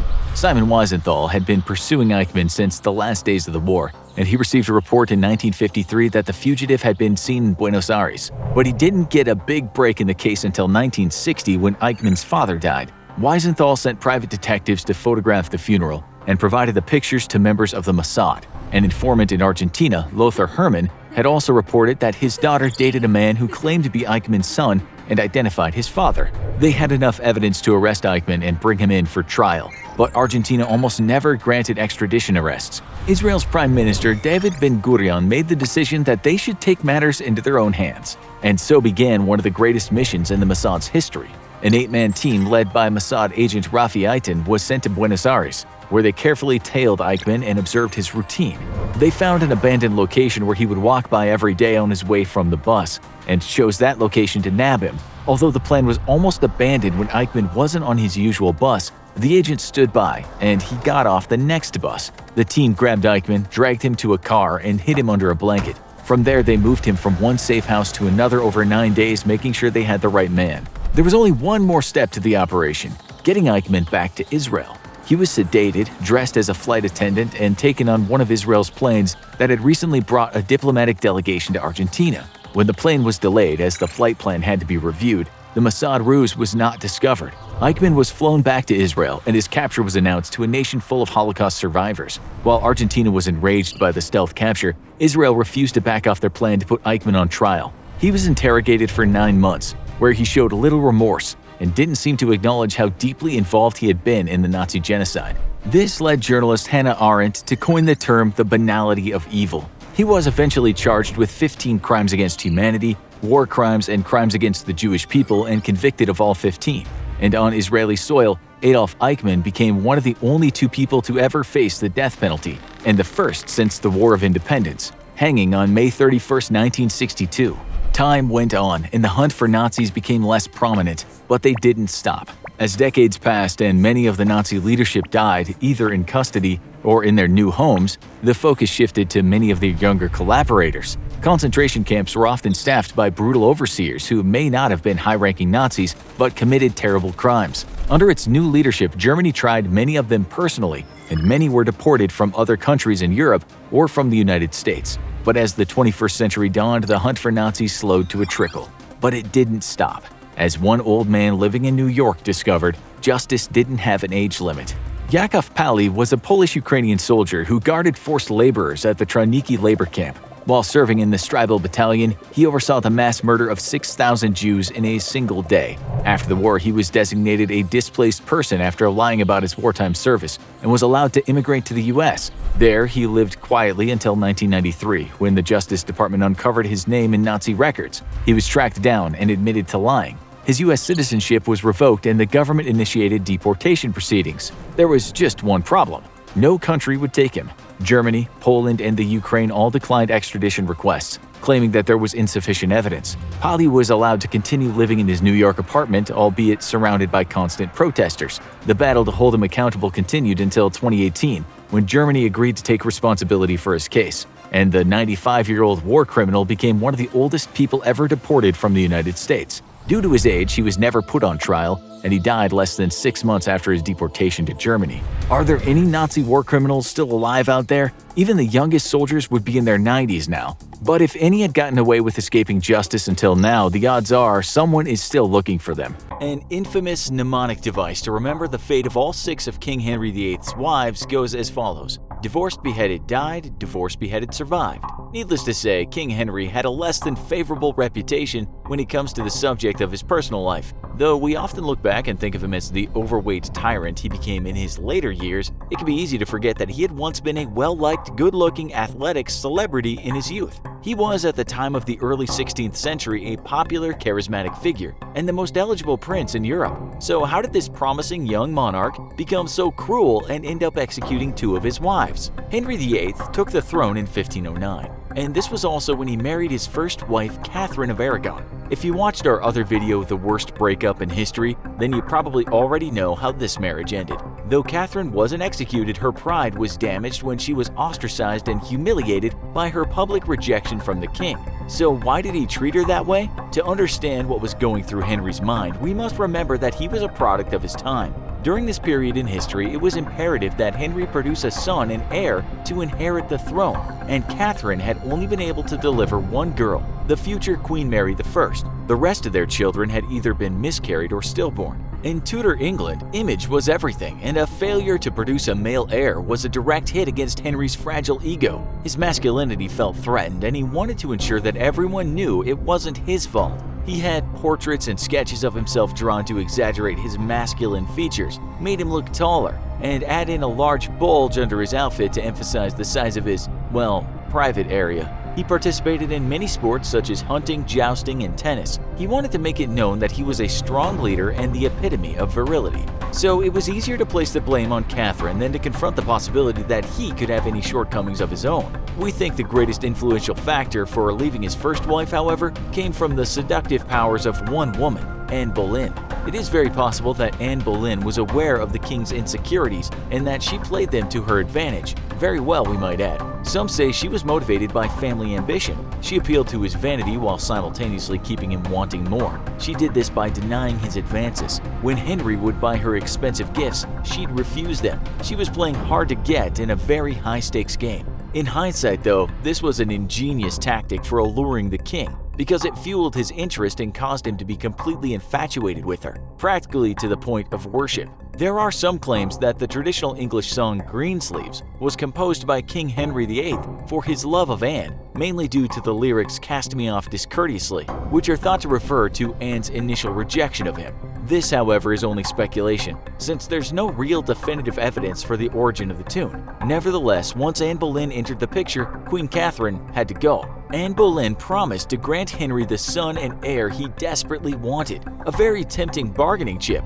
but only if he made her his wife and queen. She would not settle for less and would also not enter his bed, refusing to sleep with him until his first wife was out of the way. Henry moved mountains to divorce his first wife, motivated by his lust for Anne. When he failed to get approval from the Pope, Henry took matters into his own hands. He established his own church, the Church of England, and separated England from the Roman Catholic Church. This caused division in his country, the start of a feud between Catholic citizens and Protestants. Henry then granted himself his divorce and married Anne. Once they were married, however, Anne Boleyn's powerful hold over the king started to slip from her grasp. She had the title that she wanted but no longer possessed her bargaining chip to play, and there was intense pressure on both Henry and Anne to produce a son, especially now that he had uprooted his entire country just to be with her. Anne did fall pregnant and give birth to a healthy baby, but it was a girl, the future Queen Elizabeth I.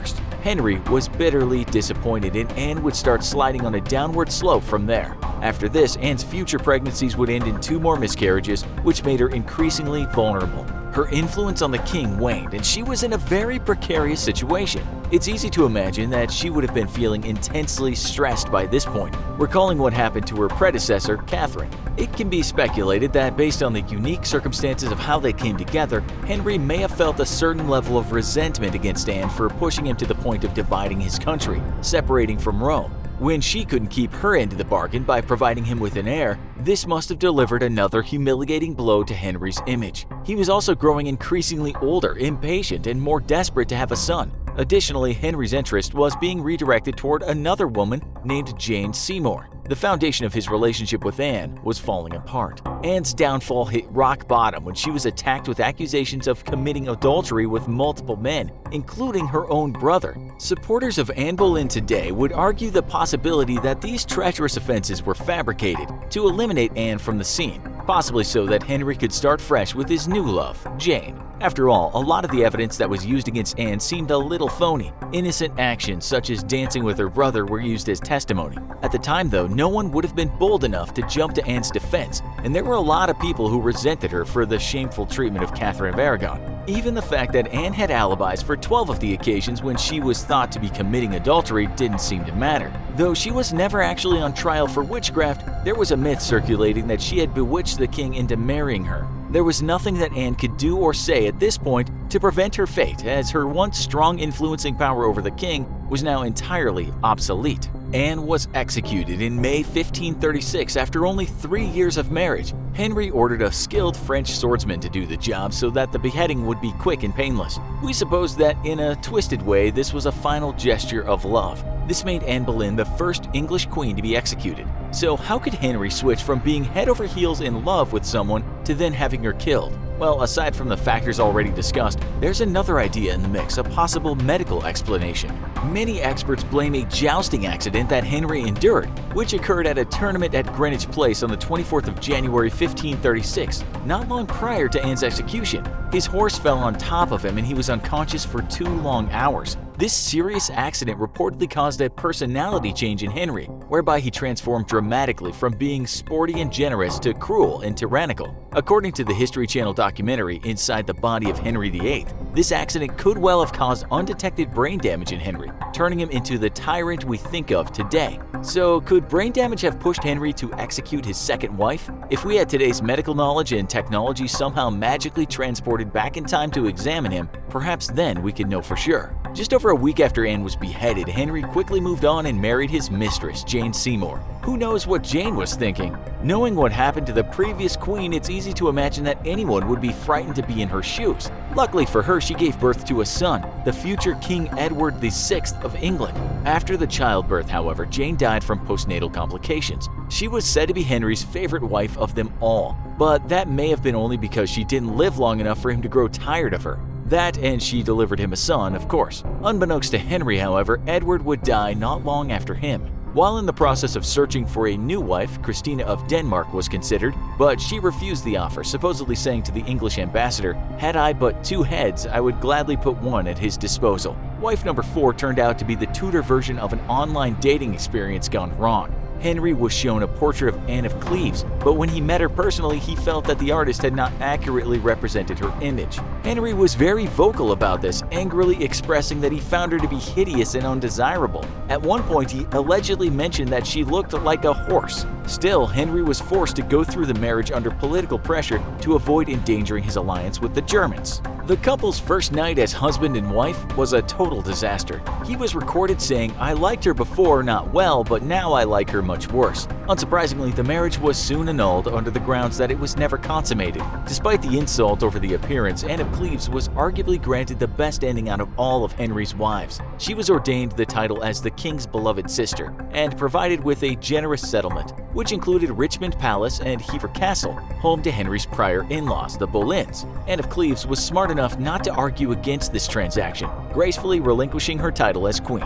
Who could blame her? Knowing what Henry was capable of with his past actions against his previous wives, anyone in her position would have probably done the same. The next queen to be executed was Henry's 5th wife, Catherine Howard. By this time, Henry was 50, had a nasty ulcerated wound on his leg, and his girth had greatly increased. Needless to say, he had become very unappealing from the attractive young king he had once been. Though her exact birth date is unknown, Catherine Howard was only in her early teens when she was married to the king, and the contrast would be disturbing by today's standards. Still, she managed to amuse the king and he loved her madly, calling her his rose without a thorn, and spoiling her with lavish gifts. Catherine, however, had many secret affairs and liaisons with other men, as well as having a less than wholesome past with her sexuality. Her flirtations could probably be construed as understandable though, since it would have only been natural for her to want to be with boys her own age, rather than the old smelly king that she was stuck being married to. Her affairs, however, turned out to be a huge mistake that would ultimately lead to her downfall once word spread and suspicion grew. At first, Henry denied the initial accusations against her. He thought her innocent and didn't want to believe otherwise. But as the evidence increasingly stacked up, there could be no denying her infidelity. Henry was heartbroken and infuriated. Upon her arrest, it's thought that Catherine broke free from her guards and ran screaming down the corridor towards Chapel Royal at Hampton Court Place in 1541. She screamed for mercy, but to no avail. Today, this corridor is said to be haunted, and some speculate that her ghost can be seen and heard begging for her life during that moment of utter desperation. Unlike her cousin and Henry's second wife, Anne Boleyn, Catherine Howard wasn't graced with the mercy of a master swordsman to perform her execution. Instead, she was placed under the axe. Henry's sixth and final wife, Catherine Parr, was fortunate enough to outlive him, but not without its fair share of scares. There were rumors about her reading banned religious books. Appealing to Henry's ego was what ended up keeping her alive in the end. She was said to appease him through self-deprecating tactics, stating, "I am but a woman, with all the imperfections natural to the weakness of my sex," and claiming that she yearned for his wisdom. Henry accepted her explanation. At this point in his life, his health was deteriorating, and he probably also felt fed up and tired with the idea of re-entering the dating scene. Today we're going to take a look at some of the most evil leaders in history, from the modern age all the way back to ancient Rome. From idealists trying to build their own vision of a utopia at any costs, to the greedy, only interested in furthering their own fortunes and egos, to the outright insane, here are some of the most evil people to have ever ruled. Before we start, let's again point out that this video is called Some of the Most Evil Leaders in History. We're not going to mention some of the more obvious candidates, like Hitler, Stalin, or Mao Zedong, but rather focus on some of the less obvious tyrants. Now, let's start our tour of evil with a household name from our own recent past, Saddam Hussein. The former president of Iraq held the country in his iron grip for nearly a quarter of a century, and during that time exercised absolute power without checks. Known for executing or exiling political opponents, Saddam fittingly got his start by staging a palace coup that removed then-President Ahmed Hassan al-Bakr from power. In what became known as the Ba'ath Party Purge of 1979, Saddam ordered an emergency meeting of the party's top council, and then after breaking a senior member with days of physical torture and threats of violence against his family, had that senior party official confess to a plot by the Syrian government and traitors within the party to overthrow the government. The official was then forced to point out other conspirators who were summarily tried for treason and executed. Saddam would go on to rule Iraq and exercise torture, extortion, and exile to control his government, ordering the murders of rivals and even going so far as to order the rape of their spouses and children. Not even his own family was spared his sadism though. In 1995, 2 of his daughters fled the country with their husbands. He lured them back home with promises of forgiveness. Both of his sons-in-law were immediately arrested upon their return and tortured before being executed. Perhaps Saddam's most heinous and well-known act of evil, however, was the 1982 massacre of 148 Iraqi Shiites. On a tour of his country, Saddam and his motorcade stopped in Dujail, just north of Baghdad. While leaving, a group of gunmen surrounded his motorcade and opened fire, killing several bodyguards but sparing Saddam himself. After a 4-hour firefight, his security forces managed to kill most of the attackers, apprehending a few. In the following days, an enraged Saddam ordered the rounding up of 400 additional suspects and family members of suspects. After days of torture, 148 relatives of the shooters and alleged suspects in the plot were executed for the attempt on his life, with the rest exiled into Iraq's deepest desert regions. From the modern deserts of Iraq to the heights of the Italian Renaissance, our next evil ruler comes from a time before the separation of church and state. Pope Alexander VI was a wealthy businessman who in 1492 bribed his way into the papacy, becoming pope and God's direct link between himself and the Catholic masses of Europe. Or at least that's what the job description says. In reality, Pope Alexander was far from a godly man, and in fact publicly shirked from any religious duties or ceremonies, interested only in 2 things: expanding his personal wealth and indulging his lecherous appetites. A thoroughly morally bankrupt man, Pope Alexander VI engaged in an incestuous relationship with his beautiful daughter Lucrezia, and also used her to ensnare wealthy merchants into marrying her after paying a hefty dowry. As the head of the church, Pope Alexander would then annul the marriage, keeping the dowry and leaving Lucrezia free to marry the next highest bidder. When that wasn't enough to satisfy his greed, he would also confiscate land and financial holdings from Europe's rich and elite via the proclamation of various religious decrees, mostly stating that the church, and by proxy God, had great need of that wealth. The Vatican's coffers would thus be enriched, but not before Pope Alexander siphoned off a generous amount for himself. History shows that the only thing the Pope loved more than money, however, was lechery. Known for propositioning the wives and daughters of those around him, the Pope was also an infamous whoremonger,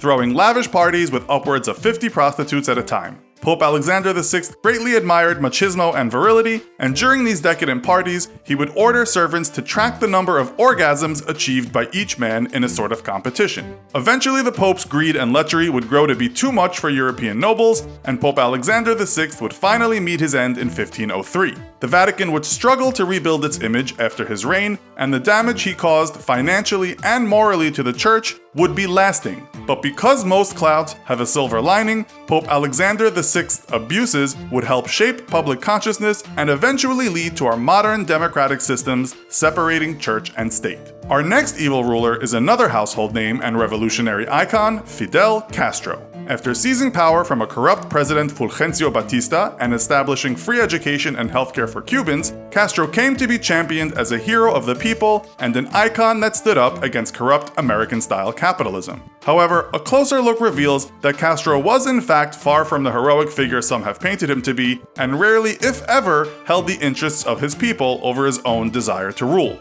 Immediately upon assuming power in 1959, Castro solidified his grip on Cuba by executing 582 supporters of the former President Batista. Others would flee Cuba in a mass exodus to the US and South America, fearful of Castro's revolutionary courts, which almost inevitably ended in sentences of execution. In order to squash public dissent, Castro would then go on to abolish freedom of the press, replacing private press services with propagandist state-run outlets. Along with the press, Castro would go on to abolish the freedom of assembly and religion as well, so as to better control his people. A world-renowned revolutionary, Castro was himself, ironically, terrified of the possibility of a revolt against his own rule, and along with the abolishment of various civil liberties, he would also establish a secret police tasked with conducting surveillance of the population and arresting and interrogating political opponents and dissidents. Many would endure torture and prison sentences. Castro would go on to expand his list of undesirables to include members of the LGBT community and the clergy, tasking his secret police with the rounding up of homosexuals and priests who, alongside his political enemies, would be interred into labor camps for their own re-education.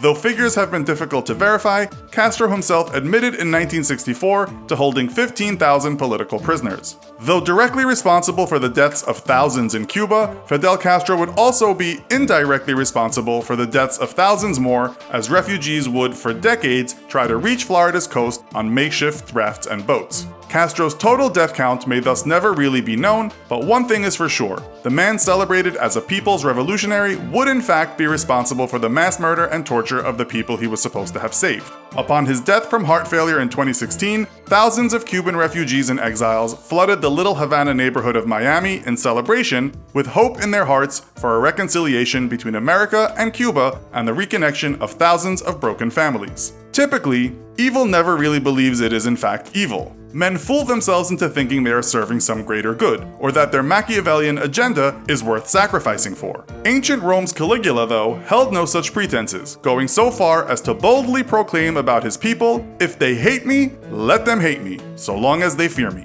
Easily one of the most infamous evil figures in history, the truth may be a bit more tragic than originally thought, with modern historians theorizing that Caligula may have suffered from the onset of severe mental illnesses, including paranoid schizophrenia. As evidence, they point to the first 2 years of his reign, which were relatively quiet and prosperous, after which Caligula seemed to slip into a depraved and cruel state.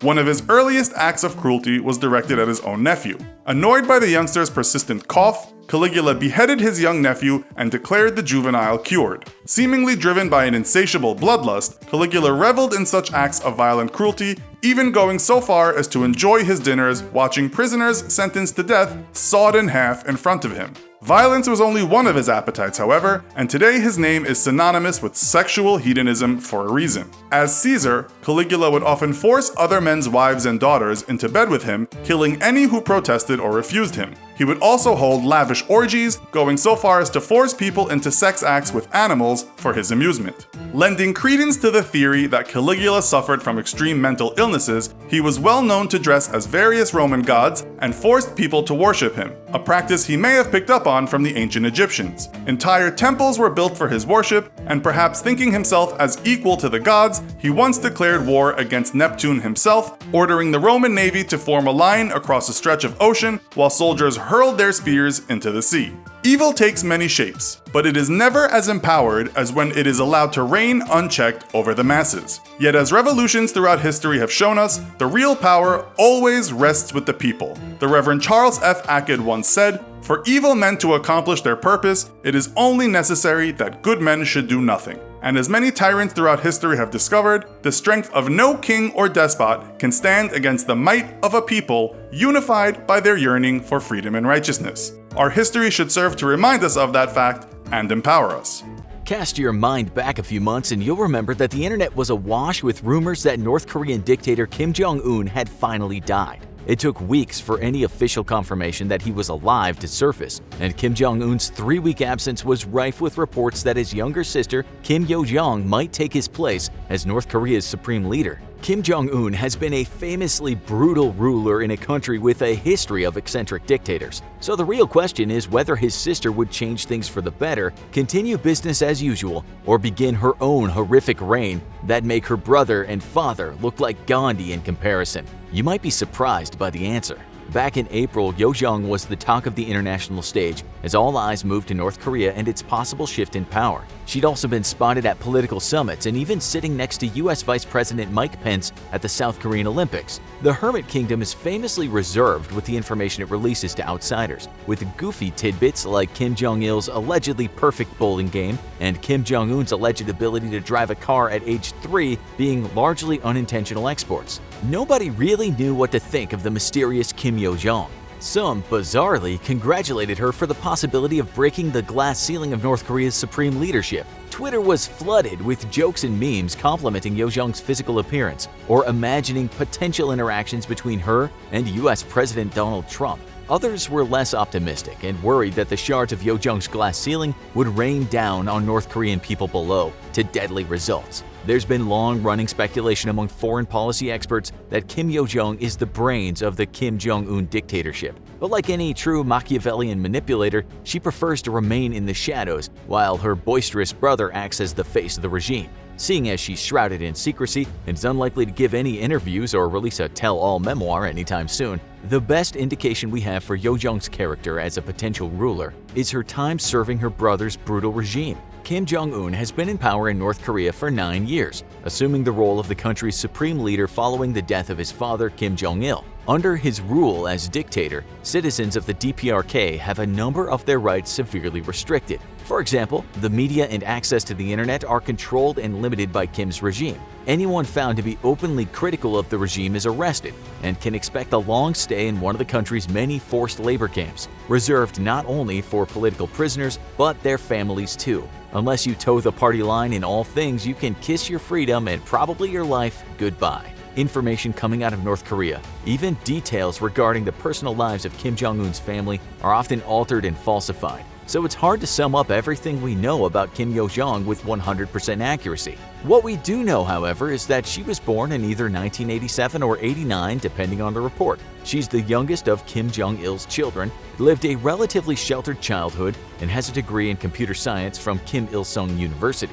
Though prior to this, she was schooled in Switzerland with her brother. According to a number of reports, she maintains a very close relationship with Jong-un. Maybe they even plot ways to murder and torture their citizens together. While her father held the title of Supreme Leader, Kim Yo-jong served as one of a group of his advisors from 2009, earning nicknames like the Ivanka Trump of North Korea. But Kim Yo-jong really only had her presence noticed after she participated in the third conference of the Workers' Party of Korea, or WPK, in 2010, and then attended her father's funeral in the following year, alongside her brother. So what position does Kim Yo-jong currently hold within the WPK? Well, since 2014, she's been the first deputy director of the party's propaganda and agitation department. As the name suggests, this is the department in charge of distributing propaganda to the people in North Korea. Remember earlier when we mentioned that Kim Jong-un's regime controls the country's media? Well, that's thanks in part to the work the propaganda and agitation department does under the leadership of his sister,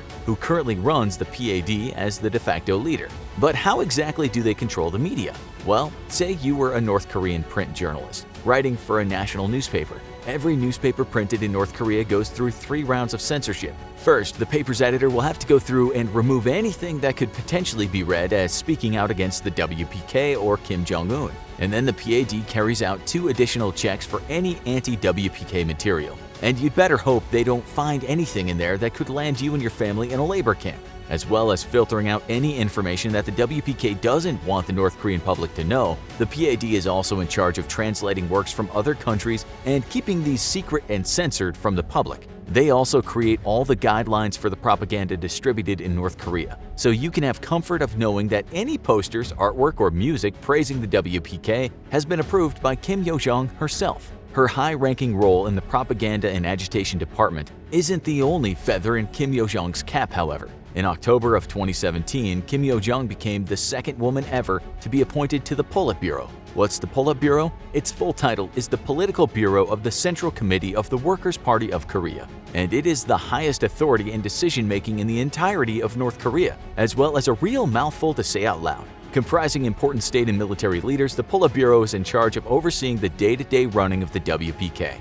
It's Kim Jong-un's inner sanctum, his Jedi Council, his most trusted politicians and generals elected by the Central Committee. They're not only the highest authority within the WPK, but also have absolute ruling power over the Democratic People's Republic of Korea, and their decisions become automatically enforced by law. In 2017, it was speculated that Yo-jong's appointment to the Politburo was an indication that her brother wanted her to replace the first woman to previously hold a position within the bureau, that being their aunt, Kim Kyung-hwa. While their aunt and Kim Yo-jong were rumored to have a good relationship, it's been hinted that Kim Kyung-hwa wasn't playing an active role in the WPK's regime. And this is likely a reason why Kim Jong-un might have wanted his sister to replace her. Yo-jong, after all, had made a reputation for herself as someone he could trust to act with the regime's best interests in mind, given her role with the propaganda and agitation department. However, like many official appointments within North Korea, Kim's involvement in the Politburo was not exempt from a state of perpetual fluctuation within the ranks of the WPK. In April of 2019, Kim Yo-jong was removed from the Politburo only to be reinstalled a year later in April 2020, around the same time that rumors of Kim Jong-un's death began circulating online. From this, it's easy to infer that Yo-jong knows her way around the art of political maneuvering and is actively pursuing power in the event of her brother's untimely death. In spite of this, there appears to be a real bond of trust between Yo-jong and her brother, making it seem like the shrewd and manipulative Cersei Lannister to his violent and unpredictable Joffrey. Given the numerous high-profile and high-power positions Kim Jong-un has bestowed upon her, it's a safe assumption that he trusts her and her dedication to the regime of the Workers' Party of Korea. That certainly ranks her higher in Kim Jong-un's treatment than their other siblings, especially their eldest brother Kim Jong-nam. After being prevented from becoming his father's successor in favor of Kim Jong-un, Kim Jong-nam was then assassinated in Malaysia in 2017. He had been openly critical of his brother's regime, and that earned him an assassination by his own brother. But you never believe how it played out. While Kim Jong-nam was waiting to catch a flight in Kuala Lumpur International Airport, 2 women approached him claiming to be filming a prank TV show. They sprayed him in the face with a deadly nerve agent, and in minutes, Nam was dead. It was never entirely clear if the women were groomed assassins or unwitting pawns who had no idea what they were actually doing. Given Kim Jong-un's penchant for having his siblings assassinated, Kim Yo-jong has done well to not only serve her brother's regime, but also garner enough of his trust to be granted multiple positions of power within the WPK, allowing her to work her way up the party's ranks despite North Korea having an extremely masculine and chauvinist culture. It's clear that she doesn't share the anti-regime sentiments of her brother Kim Jong-nam, and that seems to have served her well and put her in the supreme leader's favor, with her growing influence within the North Korean government leading many to believe that she'll one day succeed him. Of course, many definitely doesn't mean everyone. A North Korea specialist named Leonid Petrov claimed that Kim Yo-jong couldn't possibly replace her brother as the country's primary decision-maker. He told The Guardian that North Korea is a Confucian country where seniority and masculinity are respected. She is Kim's most trusted ally, but no more than that. On the other side of the argument, there are those who believe Kim Yo-jong is certain to succeed her brother to the position of supreme leader. Washington Post journalist Anna Fifield claimed that Kim Yo-jong is the only Kim family member who could even possibly take over the reins from Kim Jong-un. In a tweet made around the time rumors of the supreme leader's death were widespread. There is some merit to this, as the only other sibling among Kim Jong-il's infamous progeny is Kim Jong-chul, who, according to most reports, has no interest on ruling the country and prefers to instead devote his time to learning guitar and obsessing over Eric Clapton. Yeah, you thought your family was weird. Given how quickly Kim Yo-jong has climbed the WPK's ranks, taking on more responsibility and control within the party, spreading her influence and her public profile in recent years, it seems entirely plausible that she could succeed her brother in the event of his death. How she would rule over North Korea is something on which we could only speculate. Currently, it's hard to imagine anything worse than life under the oppressive regime of Kim Jong-un and the WPK. And seeing as she's proved herself a dedicated enough member of the party to join the Politburo, it seems highly likely that Kim Yo-jong would at least continue to rule North Korea in her brother's image. It's good to be the king. King Charles III has been waiting a very long time to take the throne. At 73 years old, he was the oldest heir in waiting in British history. But as Britain mourns their beloved queen, Charles is ready to step up and take on the role he's been training for his whole life, and that'll mean some changes in Buckingham Palace. Serving the royal family always means some peculiarities. The entire institution is full of arcane rules about etiquette, and every staff member is required to know the ins and outs of catering to each member of the family. After all, it wouldn't do to have a royal make their own bed or pull out their own chair. And these are just a few of the rules those serving Buckingham Palace have to follow. It's a huge mansion, and that means a lot of cleaning. But if the servants were hoping to use modern conveniences to make it easier, don't count on it. The royals want to wake up to a clean castle, but they also want to get their sleep. That's why vacuuming is prohibited in the palace until 10 a.m., so the servants usually wind up sweeping the carpets clean instead. And they can't even use those carpets. The only people allowed to use the center of the carpets to traverse the palace are the royals themselves, so the staff walks at the open space at the side. You wouldn't want the staff leaving footprints on the carpet when the king or queen might want to use them later. And that's to say nothing of mealtime. The royals can be picky, and each member has their own preference, so the servants of the palace frequently use maps to make up each plate. Prince Philip, the late queen's husband, reportedly liked his oatcakes directly next to his honey for easy dunking, so each mealtime is likely like plotting a military deployment for the staff. And one item doesn't show up too often, but it will soon. When the new king takes office, there's one traditional item that he's supposed to eat for good luck. It's a fish dish, but it's not good old fish and chips. Rather, King Charles III will be chowing down on lamprey pies, made from a primordial-looking invasive fish with a mouthful of teeth. The fish has actually been eradicated from UK waters, so it'll be imported from the United States. That's a whole lot of fuss for a pie that looks like it could bite you back. And everyone needs to be ready to move at a second's notice. When Queen Elizabeth stood, everyone in her presence stood as a sign of respect. That's likely to continue with King Charles III in charge, but not everything will. The new king has a reputation as a fussy, particular man, and that means the castle staff will likely be memorizing a whole new set of rules now that he's in charge. But they've had time and training. Charles has been a royal for his entire life, and that means the staff has had time to acquaint themselves with his quirks. This includes a dislike for doing anything in particular. When he takes a bath, he wants his bath towel pre-folded for him to wrap it around his body.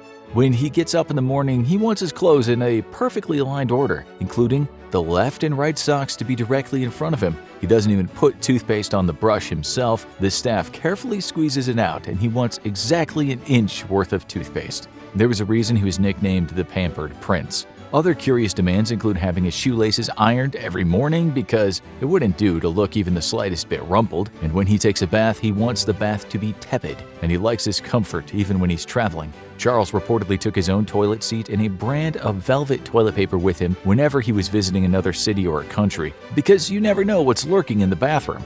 Actually, given the scary one-ply toilet paper in so many high school bathrooms, that one might be sort of reasonable. And it's not the only thing he takes with him, because Charles does not trust what you're serving for breakfast. He may be a rather fussy man, and likely to get even more so now that he's the king, but Charles has humble tastes in some ways. He likes a simple breakfast, including special breakfast cereals and dried fruit. But he does like one particular indulgence. He has a selection of 6 kinds of honey that he uses with his breakfast cereal, and he takes it with him in a breakfast box wherever he visits. No full English fry-up for this man. In general, his diet includes quite a few peculiarities. Before his usual breakfast of cereal, dried fruit, and honey, he eats a single plum. But the way it's served is a strange curiosity. He wants 2 plums to be served to him every morning, and then he examines them and eats only one of them. The plums come from his personal garden, and no one knows why he chooses to eat only one, but the other isn't wasted. It goes back in a plum jar, and it might be served him another day as an option. But no one knows how many days a plum is kept in the rotation until he gets it thrown out. But at breakfast, that's one of his few indulgences.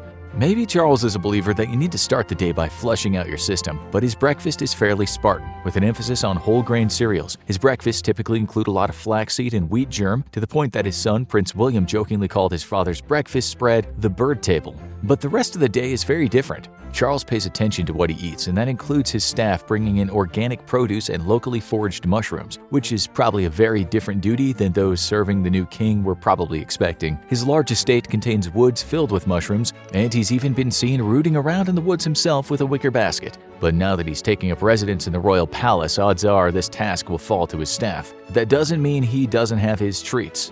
Charles likes some surprisingly humble foods. Once in a while, he's fond of cheesy baked eggs and biscuits with cheese, but only once in a while, so the staff is likely a bit relieved to be able to make some good old-fashioned British comfort food. And when it comes to eating eggs, he reportedly wants them boiled for exactly 4 minutes before being served. And the staff might actually get a surprising break when it comes to Charles's orders. Charles surprisingly skips lunch most days, or at least he did as prince. He follows a particular routine for a small breakfast, followed by working through lunch and not eating, followed by a full-on royal feast for dinner that fuels him for the rest of the day. Charles is a practical man, and he reportedly views lunch as a luxury that gets in the way of the important work.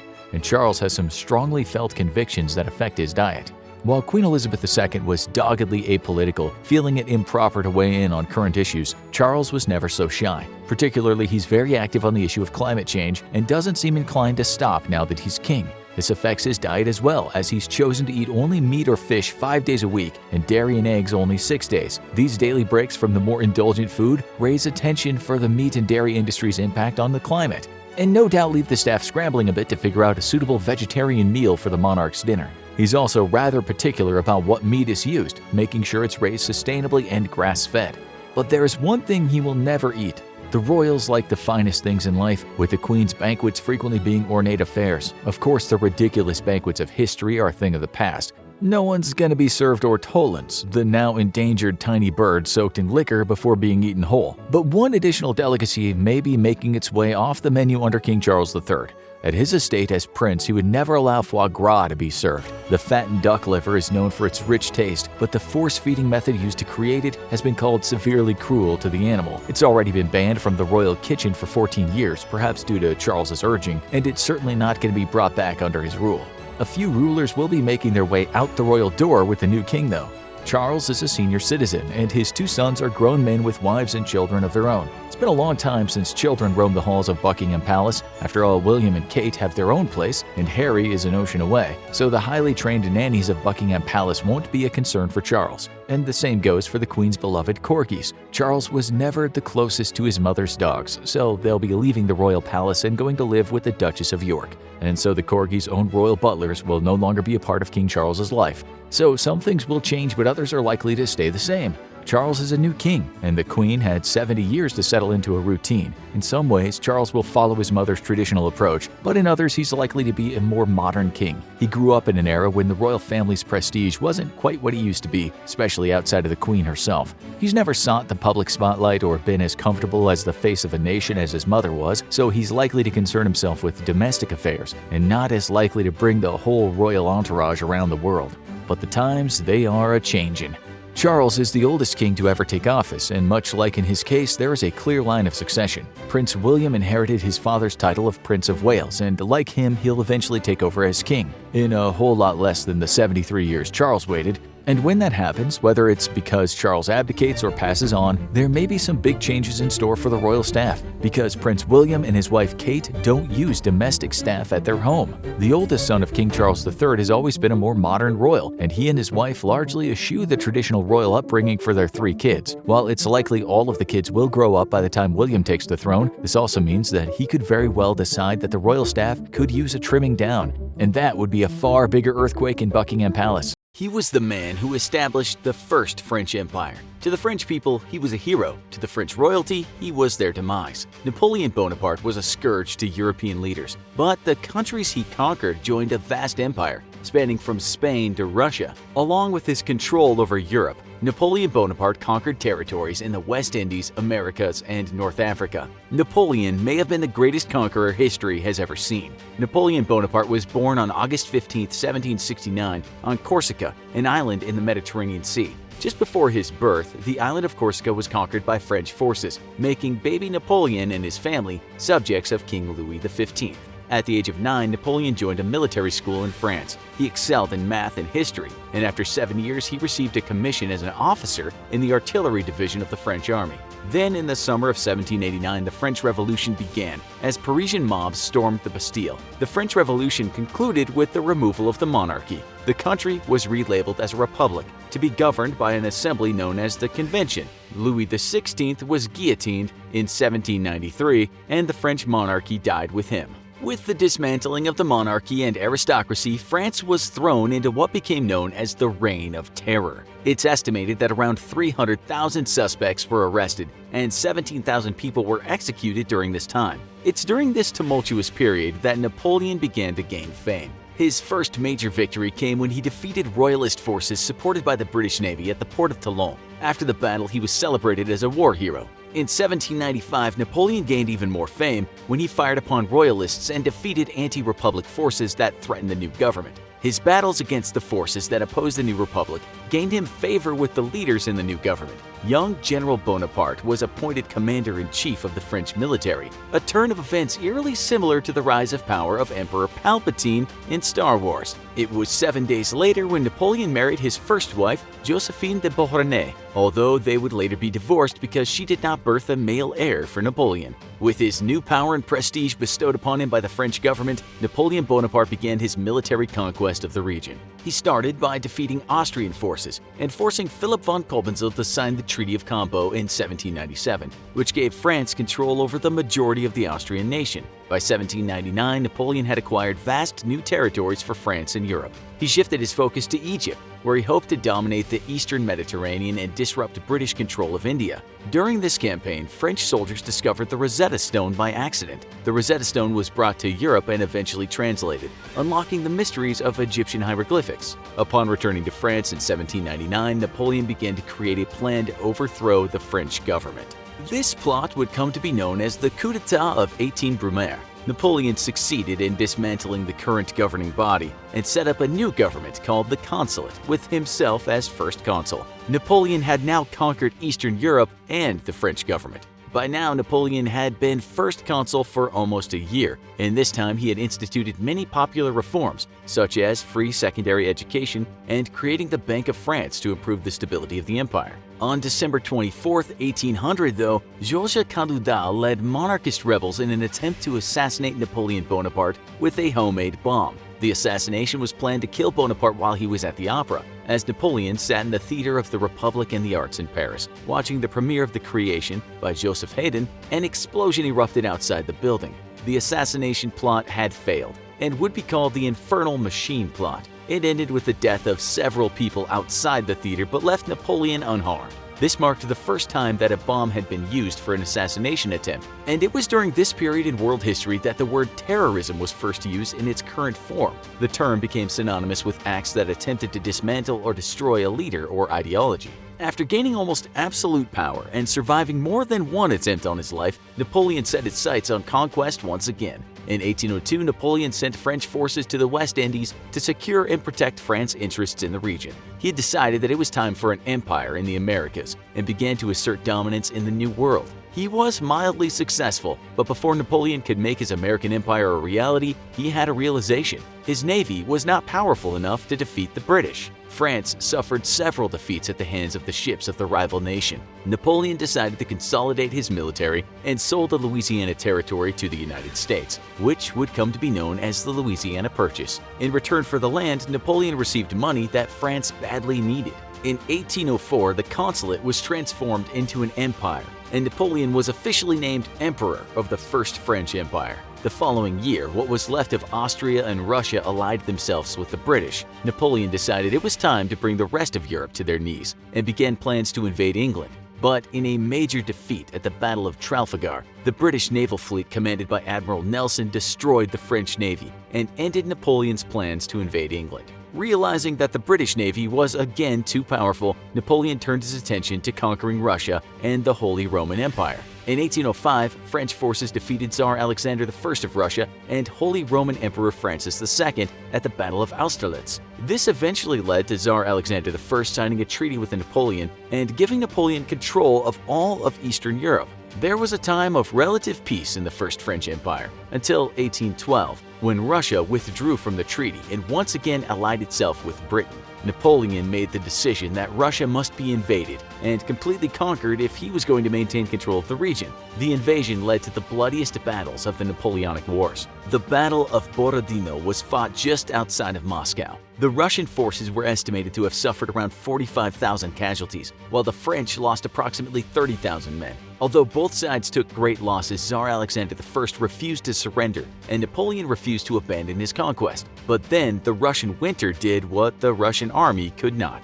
Due to lack of supplies and resources, the French army was forced to retreat from the bitter Russian winter, and Napoleon returned to Paris. In 1813, the combined forces of Russia, Prussia, Austria, and Sweden defeated Napoleon's armies in Europe. This forced Napoleon to abdicate his throne on April 11, 1814. The European leaders decided to banish Napoleon to the Mediterranean island of Elba. However, due to his craftiness and help from loyal supporters, Napoleon escaped captivity and returned to France in 1815. He reclaimed the throne in what was known as the 100 Days. After returning to France, Napoleon re-established his power and began his conquest once again. He swept across Europe, meeting British forces and their allies at the Battle of Waterloo. The British commander, the Duke of Wellington, decided to wait for Napoleon to attack rather than use precious men and resources in an advancing assault. Napoleon's desire for conquest pushed him to take the offensive. He sent his forces into battle. At first, Napoleon was largely successful using infantry and cavalry charges. His men were disciplined and believed in their leader. Wellington and his generals were confident that the battle was going to be lost due to the unrelenting French attacks. However, in a stroke of lucky timing, Prussian forces joined the British army and helped them repel the French advances. Napoleon decided to use his Imperial Guard, the force always reserved to decide battles, to end the war. But due to a miscalculation, Napoleon split his Imperial Guard instead of sending them into battle together. This led to both smaller forces being defeated and a retreat by the French army. The Battle of Waterloo made Great Britain the dominant global power for the next 100 years. After Napoleon's defeat at Waterloo, the leaders of Europe decided he needed to be sent further away. Napoleon Bonaparte was exiled to St. Helena, a remote volcanic island in the South Atlantic Ocean. The British kept 2 Navy frigates on patrol of the island at all times to ensure that Napoleon stayed in exile. Napoleon eventually died of cancer on May 5, 1821 on St. Helena at the age of 51. He was originally buried under 3 stone slabs beneath 2 willow trees, but later his body was moved back to France, where it remains to this day. Due to Napoleon's fame, he became a legend. As with all legends, incredible stories were told and myths created about the man. Conspiracy theories that Napoleon was poisoned instead of dying from natural causes spread like wildfire. People believe that his remains were stolen on the way back to Europe and secretly buried at an undisclosed location in Paris. You probably heard the claim that Napoleon was extremely short. This was actually one of the myths that came out of the Napoleonic legends. It was true that Napoleon was called Le Petit Caporal, or the Little Corporal, but this name had nothing to do with his height. Instead, his men used it as a term of endearment. It was said that when Napoleon died, he was 5 feet 2 inches tall, 2 inches shorter than Kevin Hart. However, it's been determined that the measurement provided was in French inches, which at the time were longer than English inches. When the measurement is converted, Napoleon was closer to 5 feet 6 inches tall, making him 2 inches taller than Kevin Hart. Sorry, Kevin. This means that Napoleon was actually average height for a male in Europe at the time he was alive. Was Napoleon the greatest conqueror ever? His military, political, and social accomplishments were impressive, and some still exist today. He survived several assassination attempts and escaped exile only to return to Europe and very nearly take back his empire. Regardless of his height or legends, Napoleon Bonaparte was most assuredly a force to be reckoned with in the 18th and 19th centuries. He conquered vast amounts of land around Europe, controlled several territories overseas, and marched deep into Russia. Europe had not been unified under one ruler since the Roman Empire, and Napoleon Bonaparte was the first conqueror to succeed in creating an empire in Europe and abroad where so many before him had failed, even if only briefly. Some were corrupt, others inept, and some just plain old stupid. These are the worst military leaders in history. Quintus Servilius Caepio.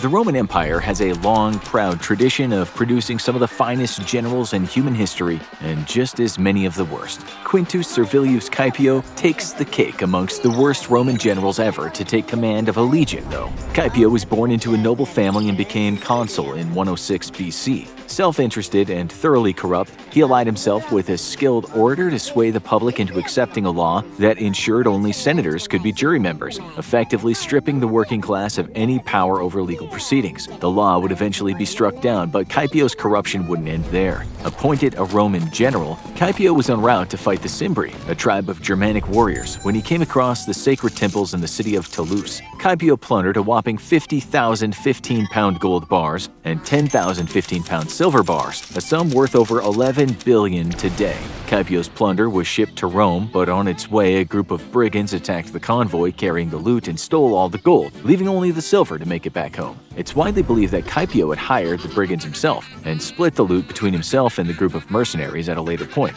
Having plundered billions in gold, Caepio proceeded to link his forces with those of General Gnaeus Mallius Maximus in anticipation of battle against the Cimbri. However, upon learning that General Maximus was of a lower social class than him, he refused to accept his command or to even share a camp with him. Thus, Caepio moved his legions away from Maximus's camp and plotted what to do with the Cimbri on his own.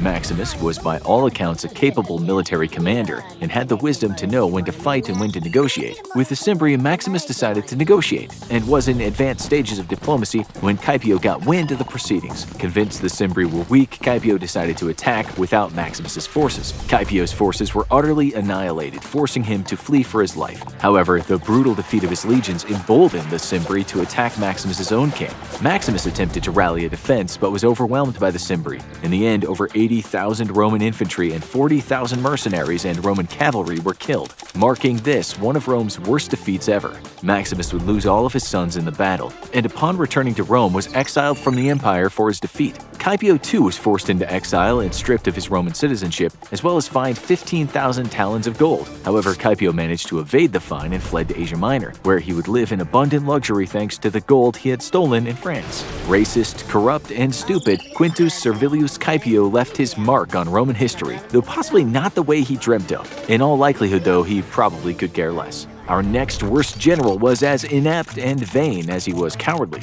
Gideon Pillow.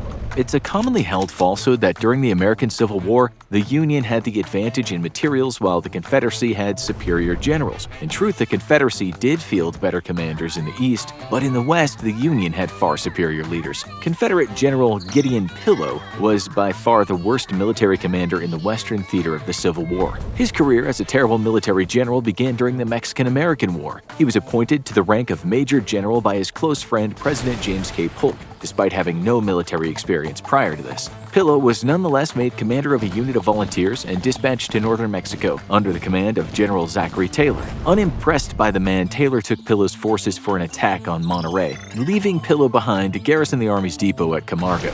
Pillow immediately ordered the defenders to construct fortifications, facing the wrong way. Pillow's ineptitude would cost lives, though, at the Battle of Cerro Gordo. Tasked with launching a secondary attack on Santa Anna's right flank to destroy his artillery, Pillow chose to reinterpret his orders and instead launched an attack at the enemy's center. Pillow's forces were exposed to withering fire, costing many lives. Pillow was sent home on leave after the battle and wasted no time bragging about his exploits. Tennessee veterans returning home, however, were quick to correct the record, calling Pillow a coward and an idiot. Despite this, Pillow was returned to the war and promoted to Major General by his good friend President Polk. As the war progressed, Pillow would infuriate his fellow generals by writing fanciful stories to the press, aggrandizing his own successes while downplaying those of his compatriots, even outright stealing their glory. Pillow nonetheless denied the accusations, and despite being court-martialed, was saved once more by his friend President Polk. Pillow's greatest idiocy, however, would come during the American Civil War, when he single-handedly opened up the southern flank for invasion by the Union. Pillow was tasked with the defense of Fort Donelson, a strategically critical strongpoint on the Mississippi River that threatened to open up the Deep South to Union forces if destroyed. General Ulysses S. Grant had carefully surrounded the fort and cut it off from reinforcements before launching an attack. Surrounded and under fire from enemy ships on the Cumberland River, Confederate forces attempted a breakout so they could reconsolidate and mount a stronger defense. The Union's right flank and center was thrown into disarray and forced to retreat, opening up a path for the Confederates to slip away and join the reinforcements. Pillow, however, declined to cede ground and believed that he could hold off another Union attack on his own. Despite being implored to retreat by his men, Pillow ordered them back to their fortifications. Grant took the opportunity to mount a brutal counterattack that crushed the Confederate defenses. Only a few thousand troops managed to escape the Union onslaught, with Pillow alongside them, having slipped away in the dead of night. Pillow's foolishness handed the Mississippi over to the Union and guaranteed them access to the very heart of the Confederacy. Our next worst military leader in history was as bad a general as he was a dictator, almost single-handedly destroying his own country. Francisco Solano Lopez. The eldest son of dictator Carlos Antonio Lopez, Francisco seized power shortly after his father's death. His father had left him in command of a stable Paraguay with a relatively strong military and with warnings not to use military force to settle diplomatic disputes. Francisco paid literally zero attention to his father's warnings and immediately tried to put himself at the center of Latin American politics, backed up by his military. With Brazil to the north and the east and Argentina to the south, Paraguay's survival counted on the nation remaining neutral between the two Southern American superpowers. However, sensing an opportunity to raise his own standing in South America, Francisco placed himself smack dab between the two rival powers as he intervened in the Uruguayan Civil War, in which both Brazil and Argentina had their own stakes. Francisco hoped to help resolve the Civil War and thus make himself a political star. But instead, he managed to get his country into war with Brazil and pissed off the Argentinians. Flanked by Brazil in the east, Francisco took his idiocy to the next level by demanding that his troops be allowed to station themselves in the Argentine province of Corrientes. Argentina, however, had no wish to go to war with Brazil, and Francisco's incursion on their soil instead prompted Argentina to join in a three-way alliance with Brazil and Uruguay to destroy Paraguay. Let's take a moment to appreciate Francisco's staggering foolishness. Wishing to take center stage in South American politics, he tried to end the Uruguayan Civil War, and instead prompted Uruguay, Brazil, and Argentina to declare war on him. The resulting war would be catastrophic for Paraguay, resulting in as much as half of the population dying. Francisco was forced to hiding in the mountains and hills, where he tried to wage an unsuccessful guerrilla campaign against the Allied occupiers. Seized by extreme paranoia, he ordered the execution of any soldier or civilian who spoke of surrender. Francisco Solano Lopez would end up dying when he was gunned down trying to charge a group of Allied soldiers with a sword. Our next worst military leader was so out of touch he completely disregarded the impact of technology on modern warfare, leading to some of the greatest single-day losses of life in the history of war. Sir Douglas Haig. Sir Douglas Haig was made Chief of Staff of the British Expeditionary Forces as it joined World War I. At the time, Britain was a prosperous nation, an economic and military powerhouse which had enjoyed unrivaled supremacy for hundreds of years. Haig would be the nation's first step toward its tumble from glory. The opinions of historians differ on Haig, but most agree that he is part of the military leadership that led to the pointless slaughter of hundreds of thousands of British soldiers. Refusing to believe that the machine gun had made traditional combat obsolete, Haig was behind the tragedy that was the Battle of the Somme. On July 1, 1916, he ordered 110,000 British soldiers over the top. Such an overwhelming attack would indubitably secure victory and break the German army's center. 20,000 would die in one day, and another 40,000 would be wounded. Over half of the first attack had returned as a casualty or not at all. Despite this, Haig had the nerve to write in his personal journal that the scope of the attack and the wide front made the casualties perfectly acceptable and expected. Convinced that the attack had weakened the enemy significantly, Haig ordered the British army back over the top again, and then again, and again, and again, for 4 months straight, until nature took pity on the massive loss of British life and winter conditions made further attacks impossible. Haig was not just stubborn, He was living in a dream world of denial. Despite the massive casualties inflicted on his forces by German machine guns, Haig believed that the machine gun was overrated and not responsible for his great losses. He believed so little in the machine gun that as each new attack on the Germans was launched, he brought up cavalry reserves, fully expecting the army to punch a hole through the German front, which would be exploited by Haig's horse-borne cavalry. Perhaps the luckiest soldier in the British Army at the time were the cavalry, which on their own would be decimated by modern firearms. But thanks to the British Army's inability to break through German defenses, never had to undertake their own suicidal charge. Haig was so out of touch with modern combat that he failed to learn lessons from even 100-year-old wars and insisted on his men charging forward at a moderately fast walk, so that their lines could be better maintained and order and discipline enforced. All this did was make the British soldiers easier targets for German riflemen and machine gunners.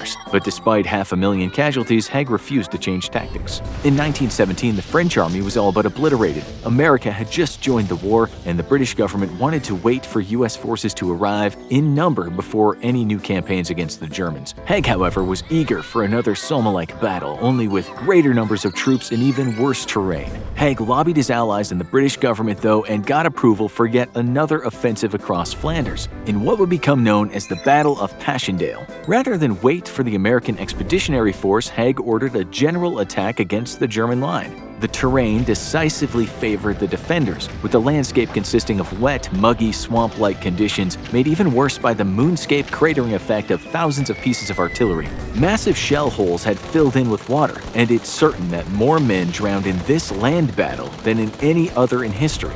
The absolute slaughter of British forces prompted Winston Churchill to comment that Haig had worn down alike the manhood and guns of the British Army almost to destruction. It's rumored that Haig's chief of staff was driven to the front and upon seeing the terrain for the first time broke into tears and said, "Good God, did we really send men to fight in that?" His driver's response was simple: "It gets worse farther on up." 250,000 British would become casualties in that battle, prompting the British Army to be reduced in strength significantly. Without the intervention of the United States, the entire Western Front would have collapsed in the year to come, securing a German victory. Haig would remain in command of the British Expeditionary Force, but after the war would be lambasted for his failure to understand modern combat and the technological innovations that had forever changed it. Today, while some attempt to defend the man's legacy, most historians agree he remains one of the worst military leaders in human history. Our next worst military leader is best known for his failures after a battle than during it: Erich Ludendorff.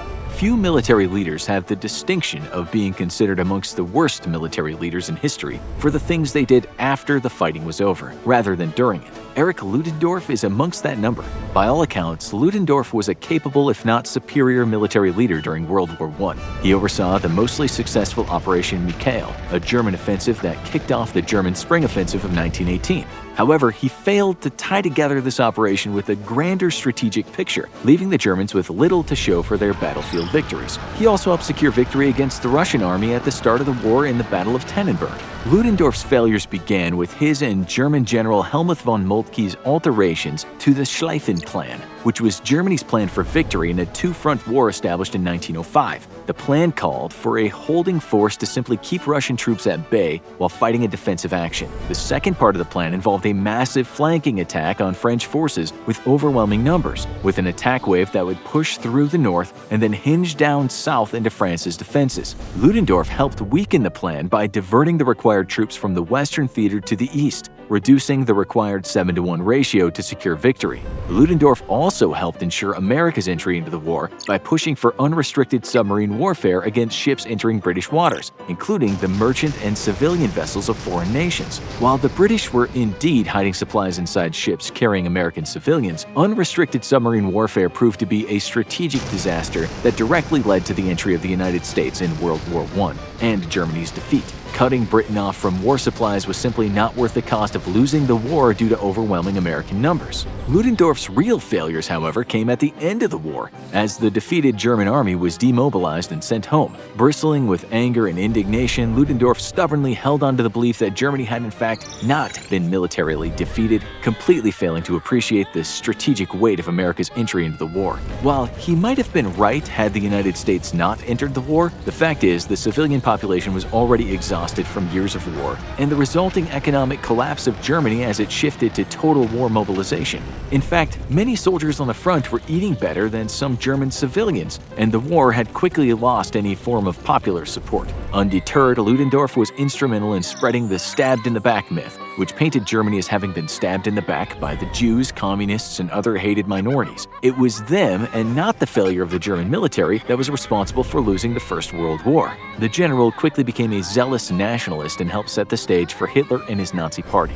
Despite later disavowing Hitler, Ludendorff had already set the stage for the atrocities of the Nazi party and for World War II. He'd also write a book that helped spur the nation back into a war frenzy, with the Nazis at the leash of the publication of his book, The Total War, which argued that humanity existed in a state of perpetual war and thus nations should remain mobilized for war at all times. Peace was merely a short interim period between wars, and only the nation that remained completely committed to war at all times could ultimately emerge victorious. For helping bring about the horrors of the Holocaust and World War II both, Erich Friedrich Wilhelm Ludendorff has the unique distinction of being one of the worst military leaders in human history. Our next worst military leader was as brilliant as he was unfit for command. George McClellan.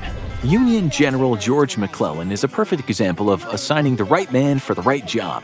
Unfortunately for the Union during the American Civil War, McClellan was the wrong man for the job. McClellan was a decorated soldier and West Point graduate. He served with distinction during the Mexican-American War and was sent as an observer to the Crimean War, where he learned the importance of logistics for a modern army. This would prompt the genius of the man, as he would learn organizational skills which would be instrumental in the Union's war effort against the rebellious Confederacy in the American Civil War. At the outbreak of war, McClellan was pursued by several states to command their militias, eventually accepting Ohio's offer. A month later, he would be given responsibility for the defense of Ohio, Indiana, Illinois, and later western Pennsylvania, West Virginia, and Missouri. 2 weeks later, he was made a major general in the Union Army, second only to Lieutenant General Winfield Scott, General-in-Chief. McClellan immediately took to the task of processing the thousands of volunteers joining the Army, as well as the logistical nightmare of outfitting and equipping the entire Union Army. The succession of the southern states had wreaked havoc on the traditional logistics of the United States Army, and the entire system had to be rebuilt from the ground up. He set up routes of supply from the new sources as well as training camps across the north for the rapidly growing Union Army. McClellan would prove a strategic genius at fixing the logistical issues of the early Union forces, and the men under his command would always enjoy good food, high morale, and plenty of resupply. However, as brilliant as McClellan was in logistics, he was equally timid about battle itself. McClellan scored 2 small victories in the territory that would become West Virginia, and was subsequently summoned to lead the Union Army after its terrible defeat at Bull Run. Having been the only Union general with victories under his belt, no matter how small, McClellan was a national hero. He then spent weeks fortifying the capital against Southern attack, building a series of forts and fortifications that made Washington utterly impregnable to attack. McClellan excelled at construction defenses, but he was absolutely terrified of the Confederacy. General McClellan refused to take offensive operations against the Confederacy due to his belief that the Union was facing a massive army, over 100,000 strong at the time, when in fact the Confederates had struggled to put together 35,000 troops for the offensive in Bull Run. Over and over again, though, through the course of the war, McClellan refused to seize the initiative and push any advantage he discovered, for he always believed he was vastly outnumbered. This growing sense of extreme paranoia wound up robbing the Union of key victories which could have ended the war years before it did, with McClellan once refusing to advance on the Confederate capital, despite being close enough to hear the church bells ringing, because he was convinced a far superior force was ready to defend it. In reality, McClellan rarely ever faced a battle where his forces didn't outnumber the enemy 2-1.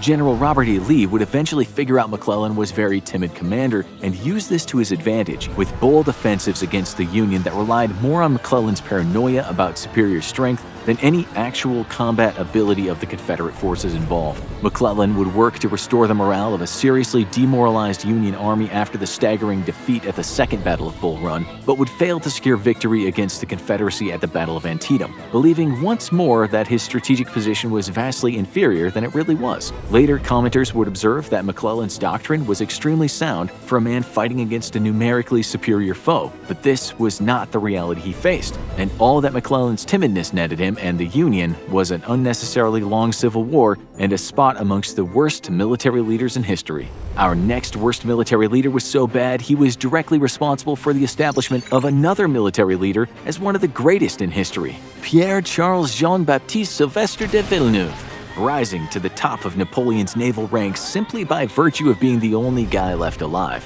Pierre-Charles Villeneuve began his naval career in Napoleon's fleets by commanding one of the only two surviving ships from the destruction of the Battle of the Nile. After that, he was captured by the British, where he landed at Malta, and the island fell to the Royal Navy. Villeneuve was eventually released, and with other French admirals dead or having incurred Napoleon's wrath, Villeneuve was suddenly one of the French fleet's most senior officers. He was thus placed in charge of the French fleet at Toulon in 1804, with one simple mission: attack British holdings in the Caribbean so as to draw the British fleet there, thus opening up Britain to invasion over the Channel. With the British distracted in the Caribbean, he was then to rush back to the Channel to defend the French invasion. Villeneuve managed to draw the attention of Horatio Nelson and the British fleet, but then disobeyed orders by sailing for Cadiz instead of the Channel, where he was supposed to keep the Royal Navy out of the Channel as the French army crossed it. Nelson was able to return to the Channel in time to stop Napoleon's plans, and the British fleet would end up in control of the French coast for the remainder of the war. Napoleon ordered Villeneuve to be relieved of command for his disobedience, and upon hearing the news, Villeneuve rashly decided to attack the British fleet directly.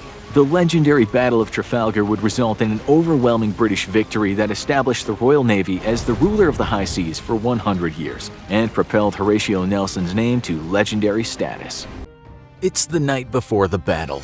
You're in your camp sharpening your sword in preparation. You know full well that tomorrow will bring you one of two different outcomes. Either you'll win and conquer the throne to become the next King of England, or you'll die trying. This is an all-or-nothing fight in a very high-stakes gamble. You know your fleet is small compared to the current King Richard III's army, and the odds are stacked against you. But you're in way too deep now, and there's no turning back. All you can do is hope and pray that fate is on your side. This is exactly what Henry VII went through on his quest to claim the English throne during the Battle of Bosworth, and he would later come to be known as a very dark, paranoid king. The Battle of Bosworth would be one that would alter the course of history forever. On the day that we're writing this, it's the 534th anniversary of that fateful battle, August 22nd. Funny enough, this was by coincidence, not by design. The Battle of Bosworth can be better understood by explaining, as briefly as we can, the history of the War of the Roses, a conflict which took place from 1455 until the Battle of Bosworth in 1485. Before that, there was another war known as the Hundreds Year War, fought between England and France from 1337 to 1453, longer than 100 years as its name implies. Now, this long-term conflict is very complicated and can probably only be summed up in its entirety through its own episode. Basically, all you need to know for the sake of this episode is that there was a long, drawn-out civil war between two different groups. The Yorkists, represented by a white rose, and the Lancastrians, represented by a red rose. The main reason for the formation of these two different groups had to do with a family line that was split between sons of King Edward III's reign back in the 1300s. For a long time, there was a fluctuation between the two groups, a sort of tug-of-war over who claimed power. Toward the end, it seems the Yorkists had won, and Edward IV secured the throne a second time after having lost it before. He was king from April 11, 1471, until his death in 1483. Now, let's talk a little bit about Henry IV's successor, Henry VII's foe, Richard III. So we can know more about Henry was dealing with. King Richard III was the brother of the late King Edward IV, so he was a Yorkist king. The rightful heirs to the throne, however, were actually Edward's two sons, but they were not yet of age when their father died, so Richard stepped in to act as regent. Wanting to claim power for himself, he had the two young princes locked away in the Tower of London, where they disappeared. Many historians suspect they were secretly killed by order of Richard. It sorta kinda reminds you of Scar from The Lion King, doesn't it? An evil uncle wanting to kill to consolidate power? Well, Richard III was actually a big source of inspiration for Shakespeare, including the play Richard III as well as Hamlet. And as many of you might already know, Shakespeare's Hamlet was what greatly inspired The Lion King. So in a way, Scar was designed based off of Shakespeare's depiction of Richard III. Just to add a little interesting tidbit of information for you. Henry Tudor, otherwise known as Henry VII, had spent most of his life in exile and did not have a strong connection or claim to the throne. He was related to Lancastrian royal blood only through his mother, Lady Margaret Beaufort. She was the daughter of John Beaufort, Duke of Somerset, who was the great-grandson of King Edward III through his third surviving son, John of Gaunt, by Catherine Swynford. Typically, those proclaimed kings were the eldest son and the one secured through male issue. So not only was Henry's royal line far diverted down the family tree, but it was also carried by a thread through a woman, which wasn't considered strong since the male line was more favorable back then. He was, however, the last remaining Lancastrian by that time. Some followers of Henry include those who resented Richard III for the disappearance of the true heirs, the princes in the Tower. Because Henry's claim to power was very weak, the loyalty of his other followers relied on the intent for Henry to marry Elizabeth of York, daughter of the dead King Edward IV, in order to secure a tighter claim to the throne. This union would also bring together the red and white rose of Lancaster and York, which was meant to bring peace to the long dispute. Richard had only been king for 2 years when Henry VII challenged him for the crown. He had a force of infantry around 3,000 in number. Many nobles supporting Richard only did so because their children were being held hostage. Henry's forces, on the other hand, included 1,800 troops gifted by the French king who was on the side of the Lancastrians, though they were also considered the worst of the French troops. Among those also fighting alongside him were a number of Welsh and Englishmen who had joined Henry during his time in exile. A third army included that of the Stanley brothers, who refused to commit to either side. Instead, their strategy was to watch from the sidelines and join forces with the winning army. Luckily for Henry, they jumped to his defense while he had the upper hand. Some of Richard III's army also turned on Richard in betrayal. It was a vicious battle which Henry's forces won. Richard III was struck down from his horse and brutally killed. When his skeleton was finally found and unearthed by archaeologists from beneath a parking lot in 2012, Richard was shown to have a lot of slash wounds to his skull and throughout the rest of his body. The discovery of his remains showed that he wasn't killed instantly and that he was still probably alive while being battered to death by men with swords. Upon defeat, his dead, naked body was then paraded on a donkey in a humiliating manner. Though Henry VII won the throne by right of conquest, which was an enormous achievement, he may have been scarred from witnessing the death and undignified treatment of Richard's body. He was more than fully aware that if it could happen to King Richard, it could happen to him too. Thus, winning the Battle of Bosworth was only the first hurdle in a long, difficult reign that would be filled with non-stop paranoia and anguish. One may wonder whether it was worth the trouble. One of the first courses of action that Henry took as king was to date his reign starting on August 21, 1485. As we already discussed, the Battle of Bosworth didn't take place until August 22nd. This was purposefully done. He wanted to emphasize that he was king before the battle over the throne even took place.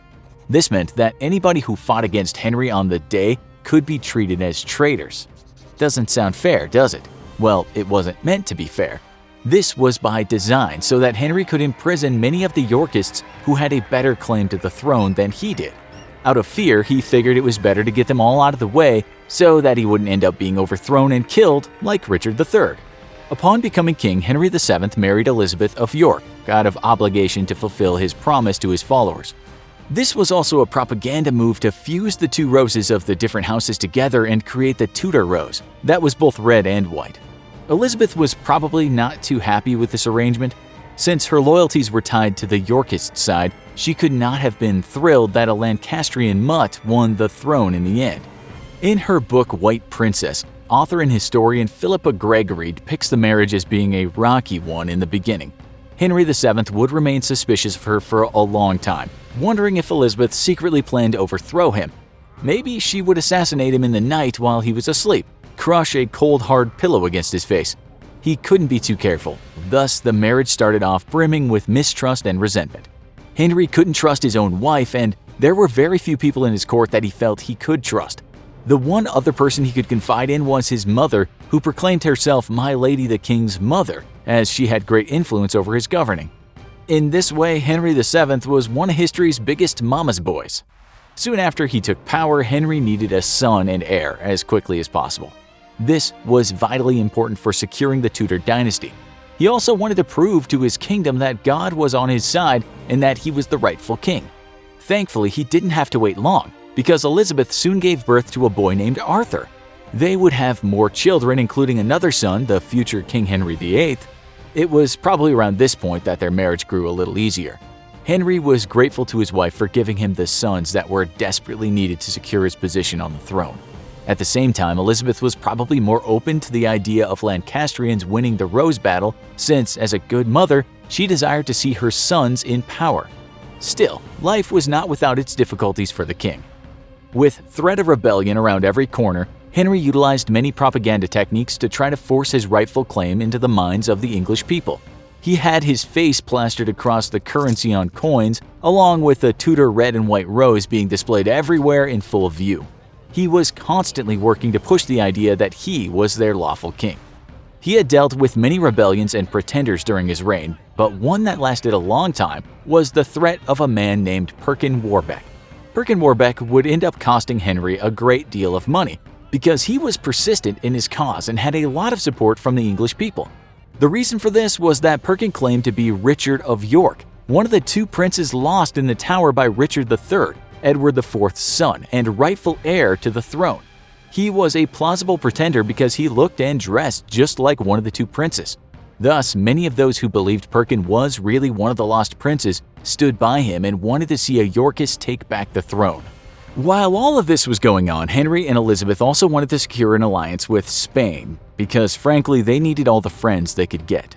Thus, they tried to procure a betrothal of their son, Prince Arthur, to the Spanish Princess Catherine of Aragon. The King and Queen of Spain, Ferdinand and Isabella, denied the initial request since Henry VII's position on the throne was precarious at best. He would need to eliminate any and all threats against him, anyone who could potentially overthrow him. There could be no question or shadow of a doubt that Henry's reign was legitimate. This would have to be done before Spain would agree to marry their princess to Arthur. Thus, Henry VII had Perkin Warbeck executed before an army could be raised against him. He also had Elizabeth of York's cousin, Edward Plantagenet, executed at the age of 24, after he'd been locked away in the Tower of London since the age of 10. Because he'd been arrested at such a young age, it was said the boy had developed deficits and wasn't quite sure about what was going on when he was placed under the axe. It was a pretty ruthless and heartless solution to the impending threat. At last, Arthur would be betrothed to Catherine of Aragon, but the marriage wouldn't last because he would die early of the sweating sickness. Arthur's death would shatter the hearts of his parents. Henry became overprotective over his second son now that he only had one heir left. Elizabeth assured Henry that she would give him another son, but then she died from childbirth complications and the baby would not make it. Henry was heartbroken over his wife's death, as he had grown to love her madly in the end. He sheltered himself in seclusion, desiring to be left alone with his grief while his mother mostly took over with governing for the most part. At the end of Henry VII's reign, he was a broken and disheveled man. He was skinny, pale, and had white hair from a life full of never-ending stress. He was nothing but an empty shell, a man who had never known a moment's peace. Paranoia had been his constant companion throughout the years. He was constantly on edge, looking over his shoulder, never trusting anybody. Perhaps he wished he had never won the Battle of Bosworth. Henry was planning on remarrying his son's widowed wife, Catherine of Aragon, but died of tuberculosis on April 21, 1509, before this happened. He was buried next to his beloved wife, Elizabeth of York, in the chapel that he commissioned for her. He had ruled over England for 23 years, but England wasn't too saddened by the loss.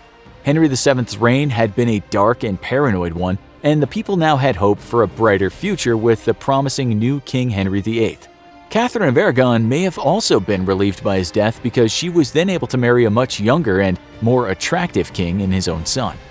If you think your current boss is bad, at least he doesn't possess absolute power over everything and anything. If you can't stand the way he micromanages you because you didn't stock the shelves properly or because you missed the memo about not wearing socks with sandals into work, consider yourself lucky. At least you have the freedom to complain to HR or quit your job if necessary. You have it easy when considering that if you lived during the medieval era and worked under a king, life would be much more stressful. Imagine for a moment working under the ultimate boss, a man who could potentially have you executed with a snap of his fingers if you messed up. Forget morale boosters. We'd bet you'd be plenty motivated to work hard under those frightening circumstances. During medieval times, the king was the most important figure, the highest-ranking member of the food chain. He exercised total power over his kingdom. As far as the people were concerned, his word was the word of God. Any rebellious acts of retaliation could result in death. To work directly under the king, say as a personal attendant, was considered a highly distinguished and honorable position. This was a higher level of position only granted to men of rank or sons of the king's closest relatives. Servants of the king were thought to be privileged, and if you happened to have the king's ear, you possessed more power that would make others flock to you as a leader. At court, it was best to be on the good side of those with the greatest influence. But with that power came great risks. If you ever slipped up and displeased the king, or if the people decided to create a false allegation against you out of envy for your position, you could easily find yourself in a great deal of trouble, lose the trust of the king, and you were done for. Working for a king in this time meant treading on eggshells. Sure, you were highly esteemed by others, but you had to maintain a very strict poker face. To even think or imagine the king's death was treasonous, and there would be no way to prove yourself innocent if someone decided to accuse you of this based on a fleeting thought your facial expression betrayed. At that point, it would be up to your king to decide your verdict. Therefore, developing a close relationship with the king was vital for your survival. As long as you remained in his good graces, you were fine. For certain positions, earning and maintaining the king's trust was more essential than others. The more personal the position, the more you had to be on your guard. Working as a chamberlain, for instance, meant being responsible for the king's private quarters. To be the master of the wardrobe meant dressing the king and being responsible for his apparel. These positions led the worker to have more interpersonal interactions with the king, which meant having to be on your best game. So what's the closest you could get to the king to earn the most trust? We should add discretion about a very close interpersonal job with arguably one of the highest amounts of importance. This particular position required a lot of trust. Warning: it's really gross. It had to do with attending to the king in the bathroom. In these days, the king's health was closely monitored and constantly looked after by royal physicians. Poop was no exception. His stool had to be consistently checked. The attendant responsible for this not only had to wipe the king's behind after he was finished doing his business, but he also had to look at what came out to ensure that all appeared normal and, well, gross. Yes, it's disgusting to think about, but at the same time, this guy was most likely to have the king's ear due to the intimacy of the bathroom chit-chat. After all, as the king, you need to have a good relationship to allow a guy to put his hand on your backside. Not the most pleasant way to gain fondness, but hey, you have to do what you have to do to get ahead, right? Other more fragile positions of great importance that weren't as close required looking after the children of the king. We've spoken before about the vitality of kings to produce as many male heirs as possible to inherit the throne. Life was not always guaranteed, and a king needed plenty of sons for backup. If you worked as a nanny or an official protector for a young prince and, God forbid, something happened to the boy, let's say he caught the plague or sweating sickness, you could find yourself being blamed for his death. After all, he was under your care. He was your responsibility. A matter as grave as this could certainly lead to your undoing. The physician responsible for the medical side of things could also find himself under scrutiny. Servants who were responsible for hunting animals and those tasked with cooking and preparing meals, huntsmen and scullions, also had a pivotal role to play. Food had to be of great quality, meats had to be literally fit for a king and prepared regularly to feed the royal occupants of the castle. Taste testers had the job of putting their lives on the line by taking the first bite to make sure the food was not poisoned before being served to His Royal Highness. If the food was poisoned and harmed a taste tester, investigations would focus on those who were tasked with making it. So even if you did not intentionally poison the food, or if someone else did it, you could still find yourself in a very vulnerable situation. How could you even hope to prove that it was not you? Since there's no way for others to be sure that you are not lying, it's probably safer to just get rid of you and your co-workers and replace your staff entirely with new royal chefs. You know, just to weed out the culprit. But in this case, it's not just your career you should be worried about. After all, if you are suspect of plotting the king's death, you must have thought about it at some point before attempting it, which, as we discussed, was a crime in itself. Other important serving positions to the king included those related to military. Knights, squires, guards, gatekeepers, and other men-at-arms were tasked with protecting the king from threats, foreign or domestic. Many guarded the castle which contained the king. If necessary, they would have given their lives to protect him. Any failure or act of cowardice to perform their duty in the midst of danger would result in dishonor and ostracization. It could be argued that death in defending the king was preferable to the consequences of living life after failing to protect him. As a military personnel, you were probably trained to not hesitate in the face of danger, but still, sometimes human nature might push weaker souls to chicken out. Up until now, we've discussed predominantly male servant positions. This is because men were the ones who held the majority of jobs. Women were considered the more fragile sex. Their job in life was to keep their heads down, be humble, not to speak unless spoken to, obey their husbands, and produce children. But what about female servant positions, ladies in waiting and attendants? Well, they worked mainly under the queen. To be the queen was the highest rank a woman could ever hope to achieve, and to work directly under her as her personal servant was a position of great privilege. Like servants to the king, however, this job also came with certain risks. It was important to remain close to the queen and earn her trust, but similarly, if you displeased her, she could rat you out to her husband, who could simply have you removed. Sometimes, though, maintaining a close relationship with the queen could be very challenging, particularly if you were an attractive girl who happened to capture the king's special attention. Often, a king's beloved mistress had his ear and could be revered as a person in a position. If you were called to spend the night in the king's chamber, you couldn't say no. Yet, to do so could be detrimental to your relationship with your boss, the queen, creating an awkward, tense situation on the job when you were confronted with taking care of her needs. However, if you had to choose between remaining in good graces with the queen versus the king was probably your best option because as the man, he held more power. This is where strategy would come to play, so think of your game plan.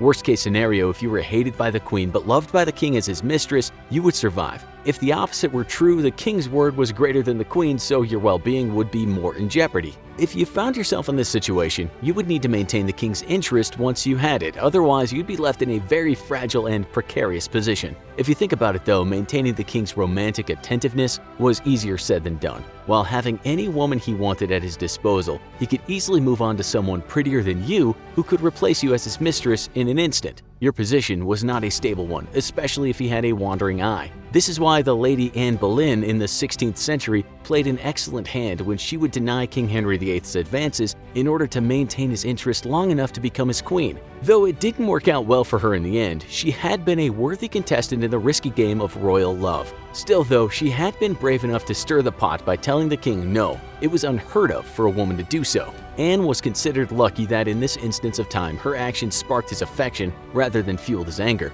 She'd also sacrificed her relationship with Queen Catherine of Aragon as her lady-in-waiting in order to go after the bigger prize. We realize this example comes from toward the end of the Middle Ages, but we'd say it still applies as the king possessed absolute power over Tudor England. Another complication with being an attendant to the queen had to do with the strength of the king's relationship with her. If the queen had a bad habit of committing adultery and cheated on her husband, you'd be torn between two options. Either you maintain her trust by keeping this a secret and hope she doesn't get caught, or you rat her out and face the consequences of your betrayal if she's found innocent. If, however, the queen was caught in the act and you did not report her wrongdoing, you'd be guilty by association. As you can probably tell, working for the king or queen came with great honor, but also required strategic critical thinking skills to stay on top. Like a game of chess, you had to be able to predict the next move and determine your actions based on the political game that came with being in a high-ranking servant position. Also, we should mention that there was also a risk if you were too close to the king and a rebellion overthrew him,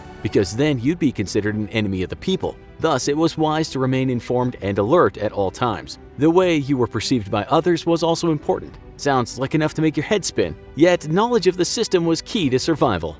Perhaps one of the most horrific things about Hitler and his regime was that he was not working alone. One man could not possibly have been orchestrating all of it at the same time. As much as we might want to pin the events of the Second World War all onto one evil man, the sobering reality is that Hitler was one of many. And one of the most monstrous of all was the chief of the SS and the architect of the Holocaust, Heinrich Himmler, who was directly responsible for the deaths of nearly 7 million innocent people. And he left a diary.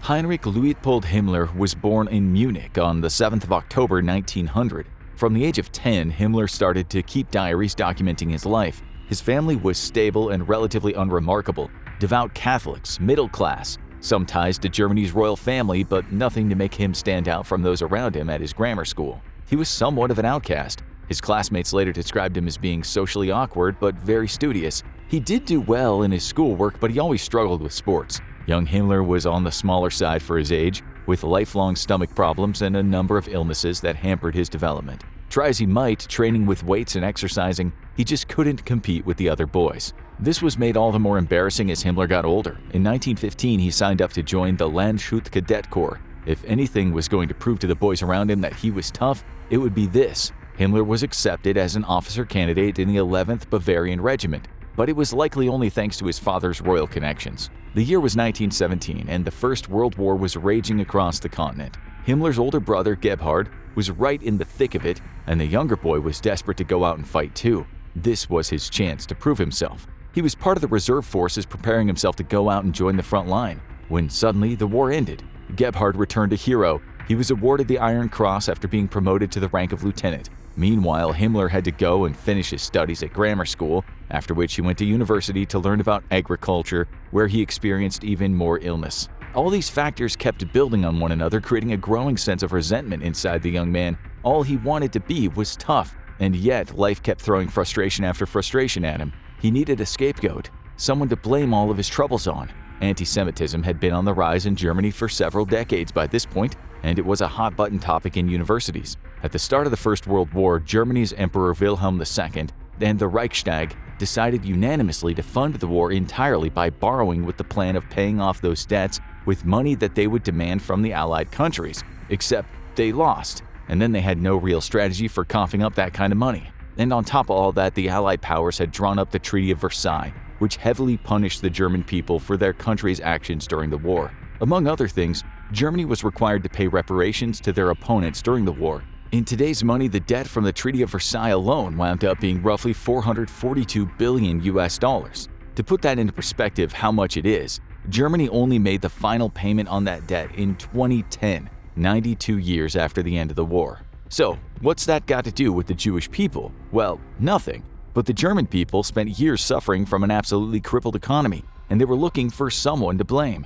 At the time of the making of this video, many countries around the world are suffering the effects of inflation. We're seeing costs of food in supermarkets going up while our paychecks stay the same. The average rate of inflation globally in 2023 is 13%. In Germany in 1923, the inflation rate was 80 million %. Yeah, that's a real number, 80 million %. To illustrate what this means in real terms, at the start of 1923, you could buy a loaf of bread for 250 marks. By November, that number was 200 billion marks, or 0.2 trillion, from 250 marks to 200 billion marks. Let's say you bought an Xbox in January for 250 bucks, then decide to sell it in November. You would now be worth $41 billion more than Jeff Bezos. That's how mind-boggling that amount of inflation is. Germany commissioned 130 printing houses to churn out new bills as fast as they could, but soon the cost of producing each bill was higher than the value of the bill itself. Their economy was in free fall. Workers were filling up wheelbarrows and suitcases with banknotes every month, which couldn't even buy them basic necessities. And somewhere right in the middle of that was Heinrich Himmler. His parents, having been from wealthy middle-class backgrounds with ties to the royal family, they could no longer afford to pay for his education. He had no choice but to take on a low-paying office job and abandon his lofty military dreams. But a fire had been kindled inside of him. Whilst at university, he had made friends with a man named Ernst Röhm, the founder of a group called the Sturmabteilung, or the Storm Battalion, shortened to the SA. They were a paramilitary group that made up the violent wing of a new political party, the Nazi Party. Röhm was everything Himmler had always wanted to be. He was a decorated soldier and had established himself in a position of power and influence over those around him. Anti-Semitism had been surrounding Himmler for years, but he had never paid much mind to it. He didn't associate with the Jews, but he also didn't actively shun them as much as some of his peers. But the more time he spent with Röhm and his circle, the more Himmler became obsessed with what he dubbed the Jewish question. His diary entries quickly filled up with vitriol against the Jewish people, blaming them for the problems plaguing German society and musing on what could be done to deal with them. In August of 1923, right in the middle of the heights of hyperinflation, Himmler officially joined the Nazi Party, being given the badge number 14303. From there, things moved quickly for him. Even though he never made it that far in the traditional military forces, Himmler excelled in the paramilitary, seizing opportunities to assume positions of ever-increasing power. He was part of the SA during the Beer Hall Putsch, an early failed attempt of Hitler seizing power by force in Munich in November of the same year. Hitler was arrested and Himmler lost his job. He had to move back with his parents and sat for many evenings in his bedroom, seething with rage. His views became more extreme by the day as his frustration and embarrassment at the failures of his life grew. But there was a chance for him. Hitler's arrest had left a power vacuum within the Nazi Party. In the ensuing chaotic jockeying for positions, Himmler cleverly managed to use his bookishness to snag a promotion to party secretary and propaganda assistant. In his new role, he got to travel all over Bavaria, delivering speeches, handing out literature, and most importantly, networking. That meant that upon Hitler's return to the party after his release in 1925, Himmler was able to jump back across to the SA, but in a new capacity. The German government now saw Hitler as a high-value target. Many of them had even started to worship him, and as such, he needed protection. The SS was formed, tasked with being Hitler's personal guard, and Himmler landed a role as an SS Führer, or SS leader. Over the following 2 years, Himmler worked his way up the ranks within the SS and got closer to Hitler. By the time he was close enough to strike, Himmler already had a well-prepared pitch to give to the party leader. His vision was for the SS to be the elite of the elite, ruthless and perfect men, exemplifying the heights of what the Nazi Party could be: loyal, powerful, and racially pure. That was all Hitler needed to hear. He appointed Himmler as the Deputy Reichsführer SS, the highest rank in the SS. But this was only the beginning of Himmler's ascent. In 1932, the Nazi Party won the election. Furious with the state of their country, the floundering economy, and the shame following the First World War, many German voters looked to more fringe parties. The Nazis were there to capitalize, spewing a highly nationalistic rhetoric that empowered the German people, expressed their anger at the state of the world, and sought to do something about it. The Nazis simplified a lot of Germany's problems by blaming others, primarily the Jewish and Roma people, as well as a number of other groups. They believed that if those groups were dealt with, then the pure-born German people would thrive and see their former glory return. It was a solution that many were desperate and angry enough to vote for. Himmler was suddenly in a position of real power, which was only heightened by a fiery attack on the Reichstag building, the house of the German government. Hitler capitalized on this event, using it as a chance to force through a legislation that granted him greater powers and effectively turned Germany into a dictatorship. All of a sudden, Heinrich Himmler had free rein to do as he wished. His dream of being the commander of a vast and powerful army was realized. Himmler couldn't have been more excited at the prospect, and as soon as he could, he went about recruiting with a strong emphasis on racial purity. In his own words, he was like a nursery gardener trying to reproduce a good old strain which had been adulterated and debased. We started from the principles of plant selection and then proceeded quite unashamedly to weed out the men whom we did not think we could use for the buildup of the SS. The irony, of course, was that Himmler himself, being a weak and sickly specimen of a man, would never have made it past the entry requirements of the SS. But now that he was in charge, who could stop him? Year after year, Himmler grew in power and severity. He created the SS Race and Settlement Main Office, where he enacted a number of racial policies. Anyone joining the SS had to provide an airtight family tree that proved that they were of Aryan descent all the way back to the year 1800. He even instituted a policy where his officers had to enter into an Aryan marriage and produce 4 children. This failed pretty dramatically, with less than 40% of his men actually marrying, and on average not producing more than 1 child. Compared to many of the policies he went on to be responsible for, this one was tame. Himmler was closely involved in so many events in the following years that it's impossible to cover them all in this video. But there are 2 events in particular that proved to be pivotal to the horrors of the Second World War. First was Project Himmler. Nazi Germany had been looking for a reason to invade Poland. Convinced of their racial superiority and obsessed with the idea of total domination, they needed a reason to convince their people and the population of the world as a whole that their invasion would be justified. Himmler had long been working with Reinhard Heydrich in the Nazi Party. A close companion to Himmler, Heydrich had been his deputy during his years in the SS and had overseen the Gestapo, the Nazis' secret police force. The pair of them, along with Heinrich Müller, concocted Project Himmler. They dressed a number of their own soldiers in Polish army uniforms and orchestrated fake skirmishes along the border to make it look like Poland was trying to invade them. The propaganda machine then spun those events into a cause for war, and Germany officially invaded Poland, kicking off the start of the Second World War. The other part of the war that Himmler had his hands all over is considered by many to be one of the darkest moments in all of human history, and would gain him the nickname the architect of the Holocaust. The extermination of the Jewish people had been a core value of the Nazi Party from its inception. Now that the Nazis were in power, they were looking for solutions to make that a reality. Their initial approach had been to force Jews to voluntarily leave the country. Jews were denied entry into restaurants and theaters, they couldn't use public transportation or own bikes, and they were only allocated an hour for shopping. A fierce propaganda campaign painted them as the villains, the root cause of all the country's problems. In every way possible, they were made to feel like they were not welcome. But for the Nazis, for Hitler, and for Himmler, this simply didn't go far enough. They needed another solution, a final solution. Heinrich, Himmler's deputy, outlined his plans for this final solution on the 20th of January 1942 in a meeting with all of the top Nazi officials known as the Wannsee Conference, named after the Berlin suburb where it took place. Heinrich estimated there were roughly 11 million Jews across the whole of Europe for the Nazis to deal with. Heinrich thought that the Jewish people were a drain on society, but he had a plan to get some use out of them before disposing of them. It's worth pausing here to remember that the people Heinrich was talking about, the people that Himmler, Hitler, and the Nazi regime as a whole were trying to exterminate, were people. Humanity has a remarkable ability to desensitize itself to suffering. We're all capable of it. The Nazi Party showed us the extremes of this desensitization.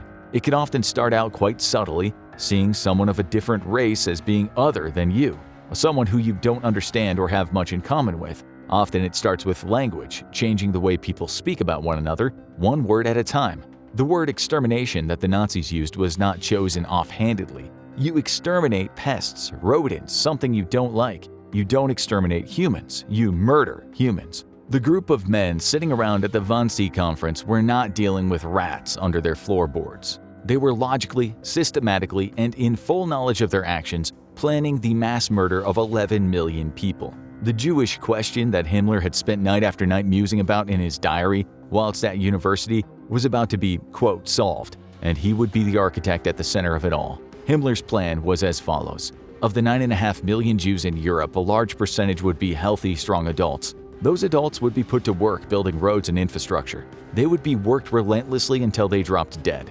A larger portion of those people would not be able to do such work. Children, the elderly, those with disabilities, those people would be murdered outright in a quick and efficient manner as possible. The Nazis would benefit by eradicating those who they saw as being racially impure and getting an enormous free labor source that they had no duty of care over. There would be no need for medical treatment, pay, suitable accommodations, appropriate clothing, or tools. The end goal for their workers was to die, so none of those things mattered at all. But before any of his plan was put into action, Reinhard Heydrich was assassinated. Himmler was devastated. Having worked so closely with Heydrich for years, he had developed a deep friendship with the man to the point that he delivered the eulogy at Heydrich's funeral and took responsibility for his children. The fire that had been burning in Himmler for years now became an inferno. Furious at his years of suffering and catalyzed by the death of his close friend, Himmler launched Operation Reinhard, which started with the founding of 3 extermination camps in Belzec, Sobibor, and Treblinka.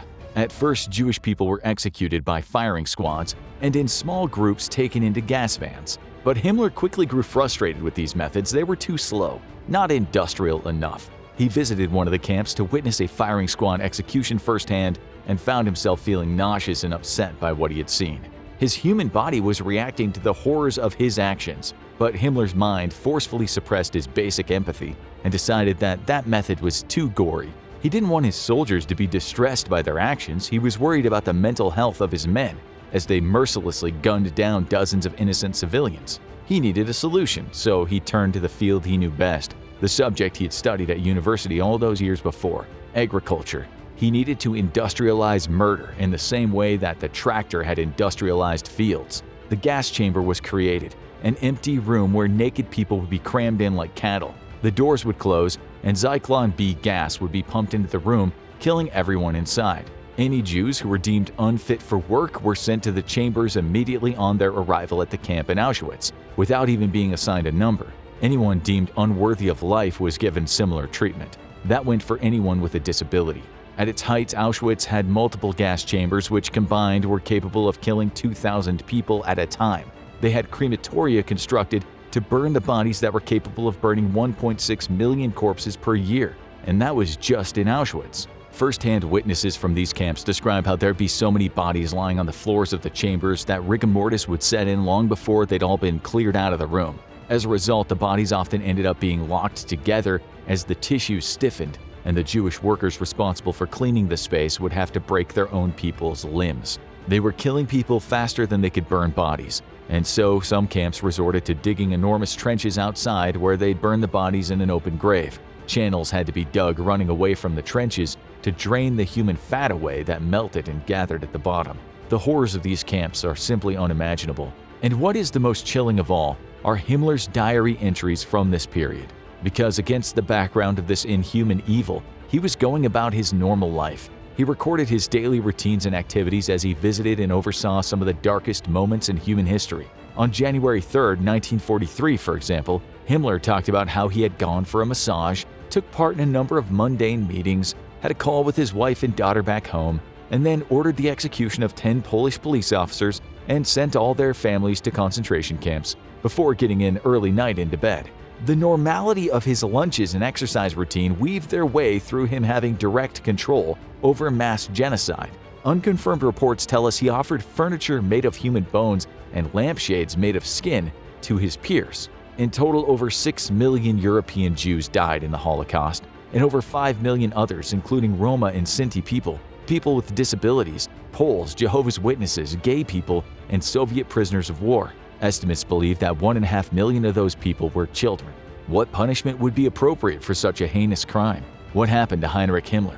Near the end of the way, seeing the inevitable defeat looming over him, Himmler broke rank from others in the party. Going behind Hitler's back, he tried to negotiate a peace deal with the Allied forces. Himmler was so blinded by his own power over life and death that he thought he could still come out on top.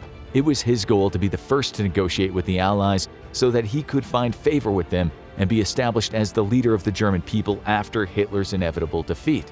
As part of his peace negotiations, he ordered what's come to be known as the Death March. Thousands of prisoners in concentration camps were marched mercilessly from camps within Germany out to near the front lines. His hope was that these people could be used as hostages to increase his leverage in negotiations. Thousands of people died on the marches. He also released fake reports of the survival rates in his camps to paint his treatment of prisoners in a far more positive light, and even released roughly 20,000 prisoners, perhaps hoping to get on the good side of the rapidly approaching Allied forces.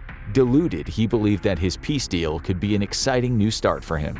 Of course, no deal ever materialized. Worse still for Himmler, Adolf Hitler caught wind of what he was doing and immediately ordered his arrest. Taking a fake paybook and adopting a disguise, Himmler fled the country with a small group of companions, but was soon caught by Soviet soldiers. No one knew his true identity, so he was passed around from group to group until he found himself in British captivity. The stamp on his documentation matched up with several other fleeing SS officers, so he was brought in for interrogation. With relatively little persuasion, Himmler confessed his identity to his captors. He was transferred right away to Lüneburg for further questioning, where a doctor carried out a routine examination upon his arrival. But all of a sudden, Himmler stopped cooperating. No matter how much the doctor tried to look into the man's mouth, Himmler refused to let him, clamping his jaw shut and turning his head away. A discreetly hidden cyanide pill sent Heinrich Himmler to his grave there and then.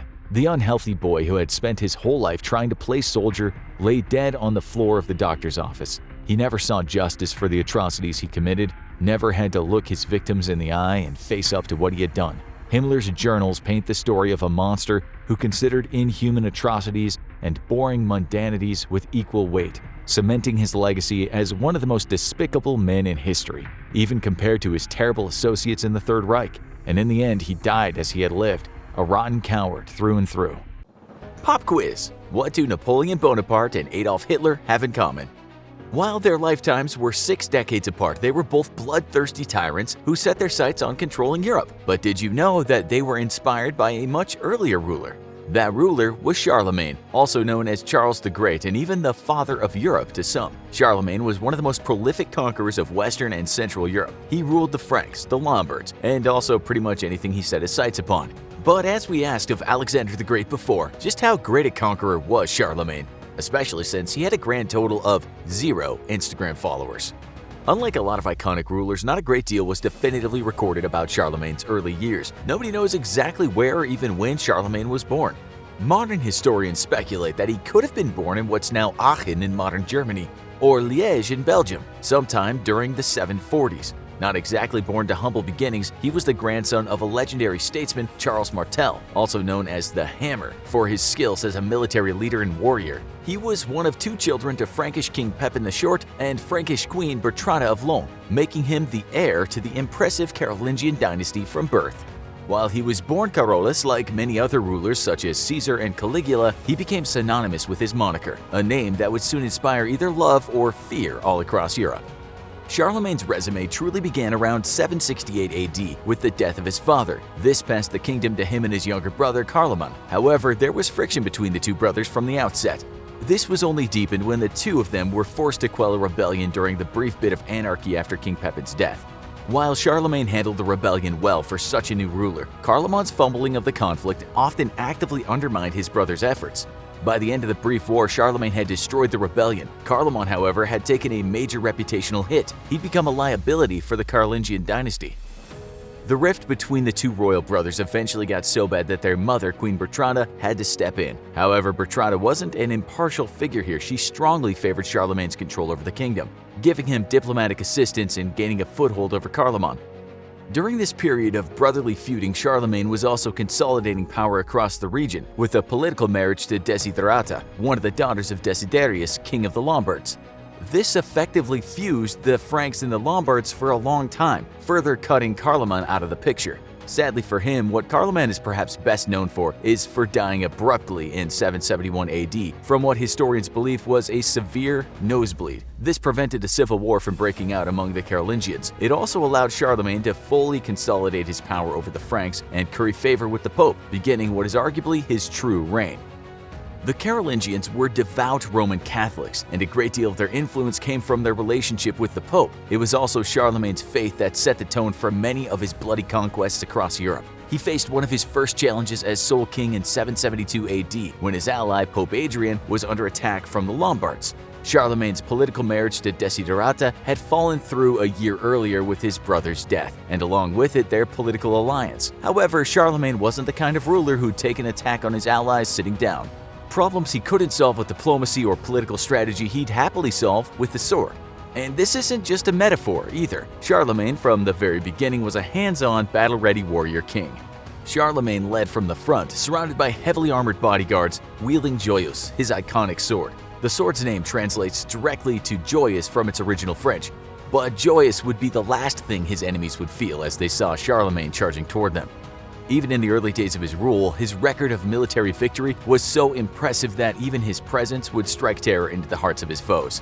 Charlemagne headed off the Lombards in the Alps, a notoriously difficult terrain. However, in his mind, the best defense was a good offense. It wasn't enough just to repel his enemies in their attack. And after securing a decisive victory in the Alps, Charlemagne launched a brutal siege on the Lombardy region of Pavia. The Carolingian army outnumbered the Lombard forces 4-1. Using Charlemagne's clever flanking techniques, they were able to surround fortified Pavia, cutting off supply lines. After 4 months of siege, Lombardy king Desiderius finally surrendered to Charlemagne and his forces. This gave everyone's favorite up-and-coming French conqueror dominion over modern-day northern Italy and more. In a particularly Game of Thrones move, he even had himself crowned with the legendary Iron Crown of Lombardy, but King Charlemagne was far from done on his debut European tour. Charlemagne had an eye toward expanding his kingdom and uniting the Germanic people of Europe under two things: Christianity and himself. His next conquest was against the nomadic Avars, a diverse group of people that populated areas ranging from modern Austria to Turkey. Charlemagne's brutal onslaught left the Avars in disarray, and even when he briefly suspended his campaign against the Avars to fight the Saxons, they fell into civil war. The remnants were practically handed to Charlemagne's forces and integrated into his ever-growing empire.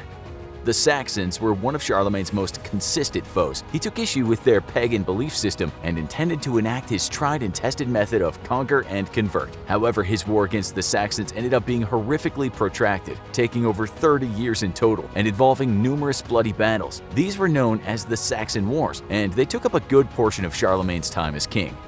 The Saxons largely inhabited northwestern Europe, and there was always tension along the borders of Saxony and Charlemagne's Frankish territory. Some historians suggest that Charlemagne's motivation for fully igniting conflict with the Saxons was more than just religious, too. They suggest that he may, in fact, have been playing the long game, usurping former Roman territory to gain more papal favor and increase his chances of being declared Emperor of the West. Whether this was truly on Charlemagne's mind at the time, we may never know.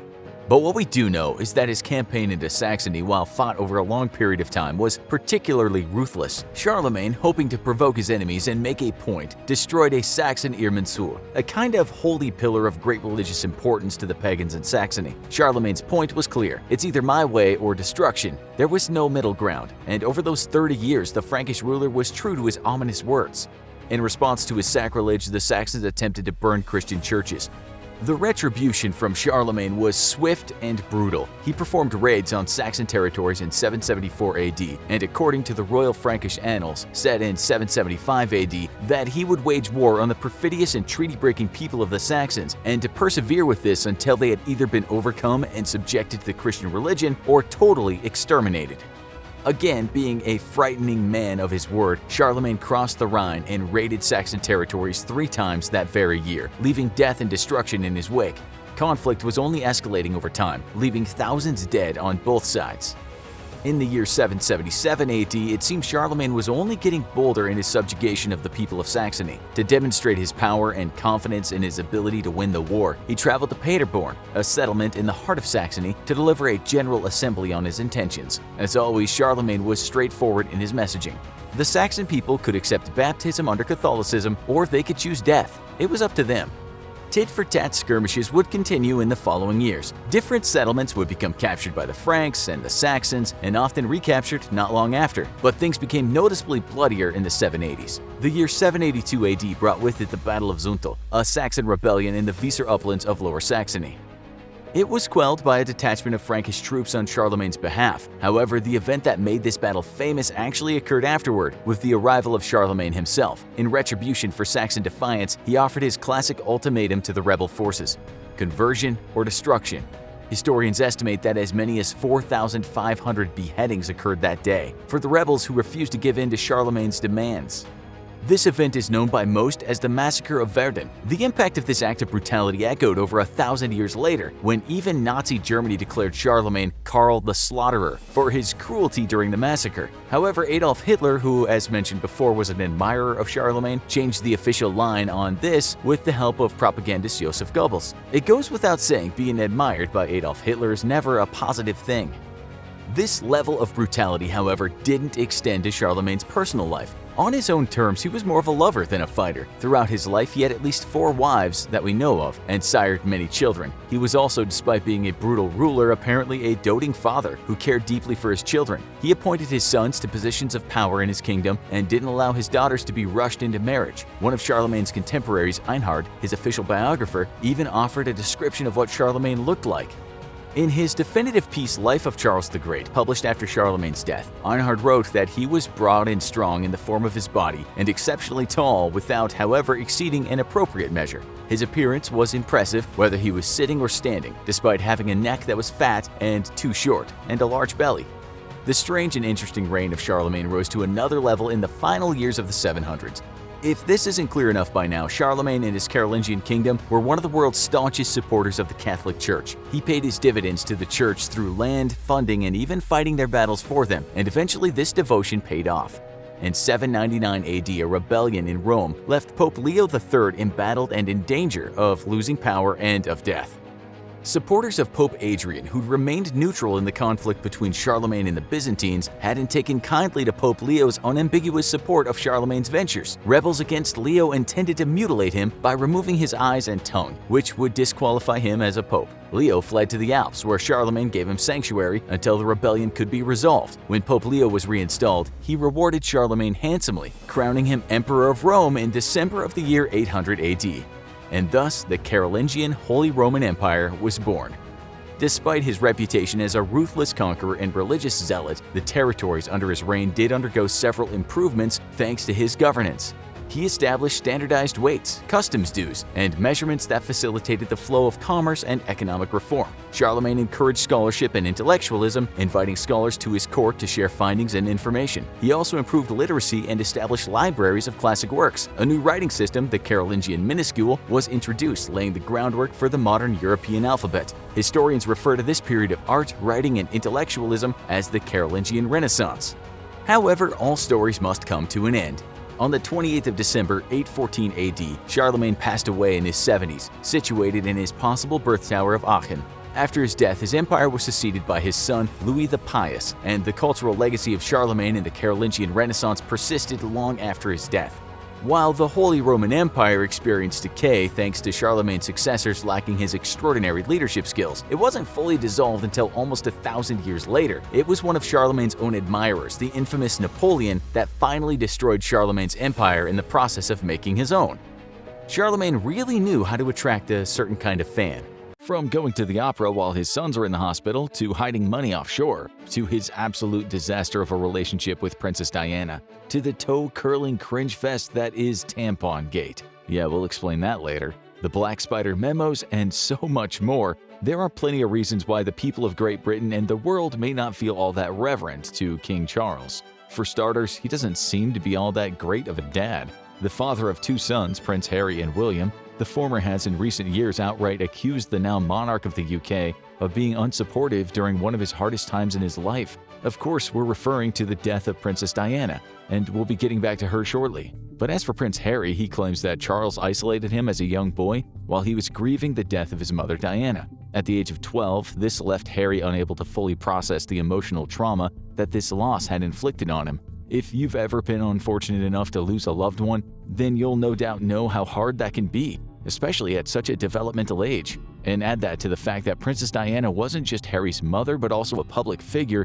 and she was held in high regard by the British public. This meant that her death triggered nationwide mourning. And in the midst of this, young Prince Harry was left without a support structure by Charles, his father. While Harry and his brother William aren't the only children to have lost a parent, they had to wear their grief in the eyes of the public, which could have only intensified the pain they must have felt. After all, they were children then, and processing grief is hard enough for most fully grown adults to do. It can't be understated that the role Charles played, or rather didn't play, in the grieving process must have profoundly impacted both his sons. Harry happens to have been the most vocal about it, and according to him, Charles's failings as a father have put a strain on their relationship that continues to this day.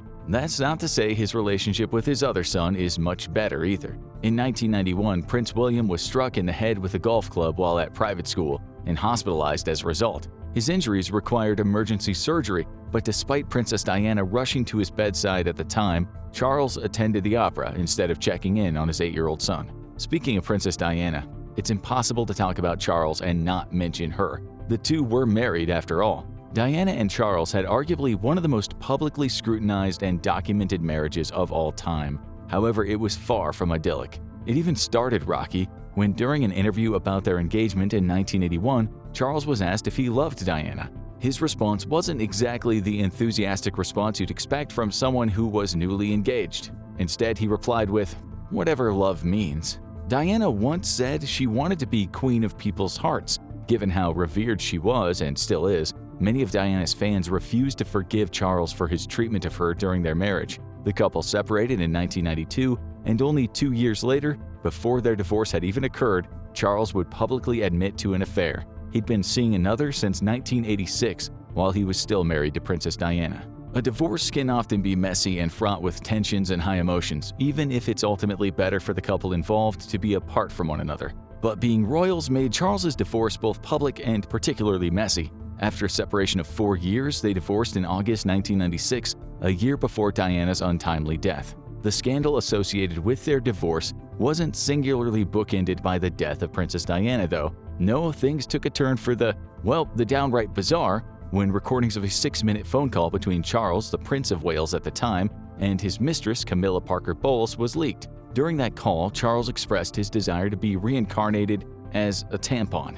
The pair were speaking intimately, with Charles making a joke about turning into a pair of knickers or a tampon so he could live inside Camilla's pants. Yikes. This uncomfortable exchange, believe us, we heard the audio recording, was actually picked up by a radio hobbyist using a scanner. From there, it eventually leaked out to the British tabloids, fueling the media fire surrounding Charles' separation from Diana at the time. The story was published in 1992. However, the call itself had been recorded 5 years earlier while the two were still married. This scandal, since referred to as Tampon Gate, caused Charles's popularity to plummet, aided by the scathing attention of the press targeting him and Camilla. As bad as Charles's affair was, his infidelity affected Diana even before it was public knowledge. She claimed that Charles and the rest of the royal family gaslit her, telling the princess she was paranoid whenever she voiced her suspicions about Camilla. She even believed that Charles was jealous of her popularity among the public and would apparently punish her by making himself emotionally unavailable. Charles and Camilla eventually married at the Windsor Guildhall on April 9, 2005. However, by marrying Camilla, Charles also seemingly broke a major royal rule. It had at least historically been considered offensive for a royal to marry someone who had been previously divorced, and Camilla had divorced her ex-husband Andrew in 1995, so when it comes to marriages, it's safe to say Charles's decisions haven't always been considered the most sound. Let's see, I wonder if he's made any other regrettable decisions. Oh, look! In 2017, Charles would land himself in even more hot water over certain investments he'd made. Along with plenty of other high-profile and wealthy individuals, Charles was exposed in a series of leaked financial documents known as the Paradise Papers, which shed light on how the wealthy elites kept much of their money offshore in order to avoid paying taxes on their earnings. The papers also revealed that Charles had invested in a forestry company that lobbied to change certain climate rules for their own benefit. Charles had publicly advocated for environmental protection, so naturally, this looked pretty hypocritical and certainly made his strong, outspoken stance on such a pivotal issue seem like a little more than PR posturing.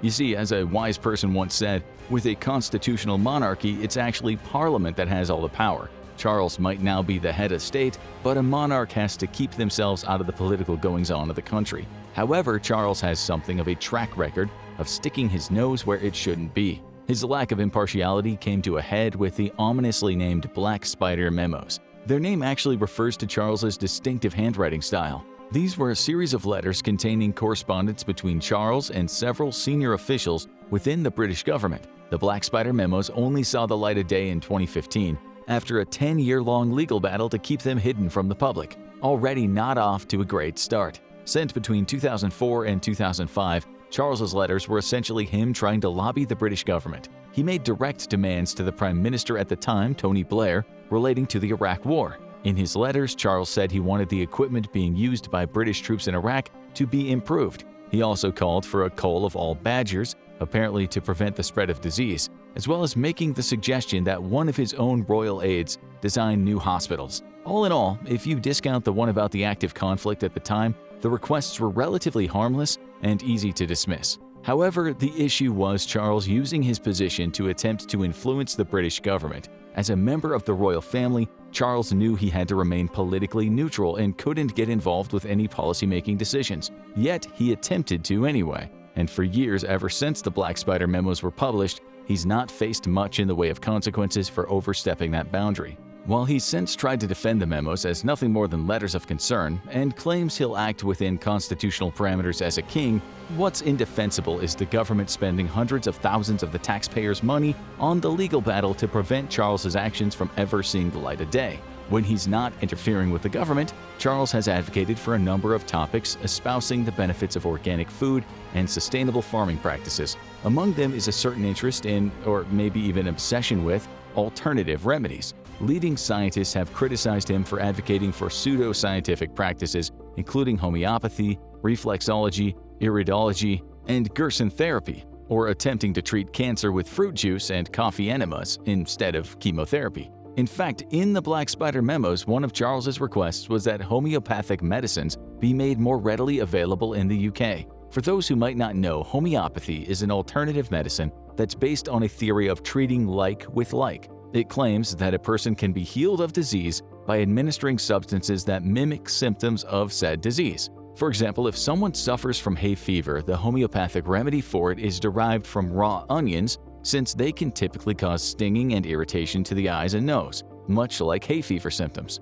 Another key factor of this bizarre pseudoscientific approach to health is homeopathic dilution, where the medicinal factor in the treatment is incredibly small and is repeatedly distilled in water or alcohol and shaken vigorously. Charles is a patron of the Faculty of Homeopathy, an organization that promotes the practice. Many professionals in the medical and scientific field call him anti-science for championing alternative medicine. And as an educational YouTube channel, we can't help but agree. One of the things Charles is widely known for, apart from his infidelity, is his charity, the Prince's Trust, which is focused on helping vulnerable young people who are unemployed or struggling at school to get their lives on track. However, in 2022, the foundation was under investigation by the police for what was referred to as the Cash for Honors scandal. Allegedly, a close aide to Charles offered a knighthood to Mahfouz Morai Mubarak bin Mahfouz, a Saudi billionaire, in exchange for a large $2 million donation to the charity. Charles wasn't accused of facilitating this arrangement himself, or at least his team denied he had any knowledge of the matter. From things allegedly done without Charles's involvement to yet another mistake he made publicly. In 2005, Charles attended the funeral of Pope John Paul II. During that event, he was photographed shaking the hand of Zimbabwe's leader at the time, Robert Mugabe. Who is Robert Mugabe? He was a former revolutionary who later served as both Prime Minister and President of Zimbabwe after securing the country's independence after decades of white minority rule. However, Mugabe also established a one-party rule allowing himself to stay in power. When his popularity began to decline in Zimbabwe, Mugabe enacted a brutal and repressive regime that included having his political opposition harassed and beaten. At the Pope's funeral in 2005, Mugabe had a travel ban placed on him by the European Union when he circumvented the order to attend the funeral in the Vatican, which is technically its own independent sovereign state. Needless to say, given the divisive figure Mugabe was, the global public was less than pleased to see pictures of Charles greeting him.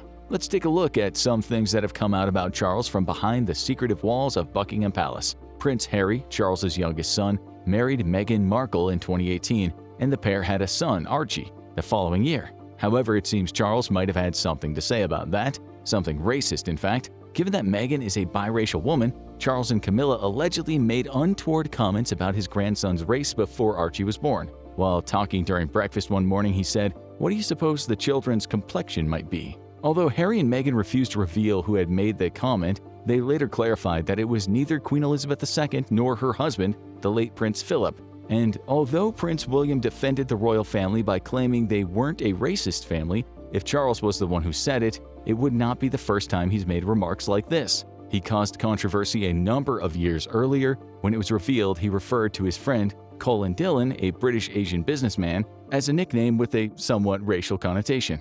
Dillon defended Charles against accusations of racism, claiming it was an affectionate nickname. Sadly, though, Charles didn't stop there. When The Voice, Britain's only black newspaper, published its 40th anniversary issue, it received heavy criticism from its readers. This was because Charles had been asked to guest edit the issue, which was considered in extremely poor taste, given that the royal family not only directly benefited from the slave trade in Britain, but enabled it thanks to Elizabeth I. The editors of The Voice initially publicly supported Charles, but later released a statement acknowledging the criticism and urging the monarchy to apologize for its role in the slave trade. His stance on the environment might not be the only thing about Charles that's fake either. He faced quite an embarrassment when it was discovered that several of the paintings hanging in his stately home were actually fakes. One of these, believed to be an original Monet painting worth over $70 million, was actually a forgery by an American, not the French Impressionists' work. More counterfeit art was found to be on display at the Dumfries House, the headquarters of the Prince's Foundation, too. As if all these aforementioned controversies weren't enough, the institution that he is now the figurehead of and how he benefits from it adds even more to the already mountainous pile of reasons to dislike Charles. Most other monarchies in Europe have no governing power. Their existences as heads of state are largely ceremonial, more of a tradition than a position with any real influence over the laws of the country. While the same can be largely said of Charles, his role as monarch has granted him access to a vast fortune and control over all his deceased mother's assets. This is estimated to have increased his personal wealth to somewhere around £2 billion. That might sound like a cushy deal, but it gets even better for Charles. As a monarch, he's exempt from paying income tax, capital gains tax, or inheritance tax. Do you want to know what makes this not just particularly egregious, but actively insulting to the British public? Well, although we can't go into the nuances and reasons why this happened in this video, the UK is at present in the grip of a cost of living crisis. Their current government, including the unelected Prime Minister, has made it easier for massive energy corporations to raise the already staggering cost of gas and electricity bills, all while members of Parliament pocket a share of the profits from these companies given their close personal ties. In this way, they're already robbing the taxpaying public to the point where the costs of everyday essentials, like food, are rising. Still, wages aren't increasing in order to match inflation, a story that people all over the world right now are sadly extremely familiar with. To make matters worse, the government isn't the only thing stealing from the UK public. Do you know who pays Charles's already unjustifiable salary? That's right, the same British taxpayers who are struggling to heat their own homes and feed their own children. Even worse, his public funding is set to increase in the coming years. Currently, Charles is set to make an already extortionate £86 million in 2025. When this amount is estimated to increase by a projected £38 million, that will grant the man over £124 million per year on top of his existing fortune. This is a man whose sole job, we'll remind you, is to attend public events in a purely representational capacity. While there was some speculation that Charles would be a reformist and would make efforts to reconfigure the monarchy into a purely ceremonial and traditional institution that didn't siphon off such inexcusable amounts of the public's money, he has since proved that he intends to keep getting rich off the backs of ordinary citizens. And that's the ugly truth about King Charles.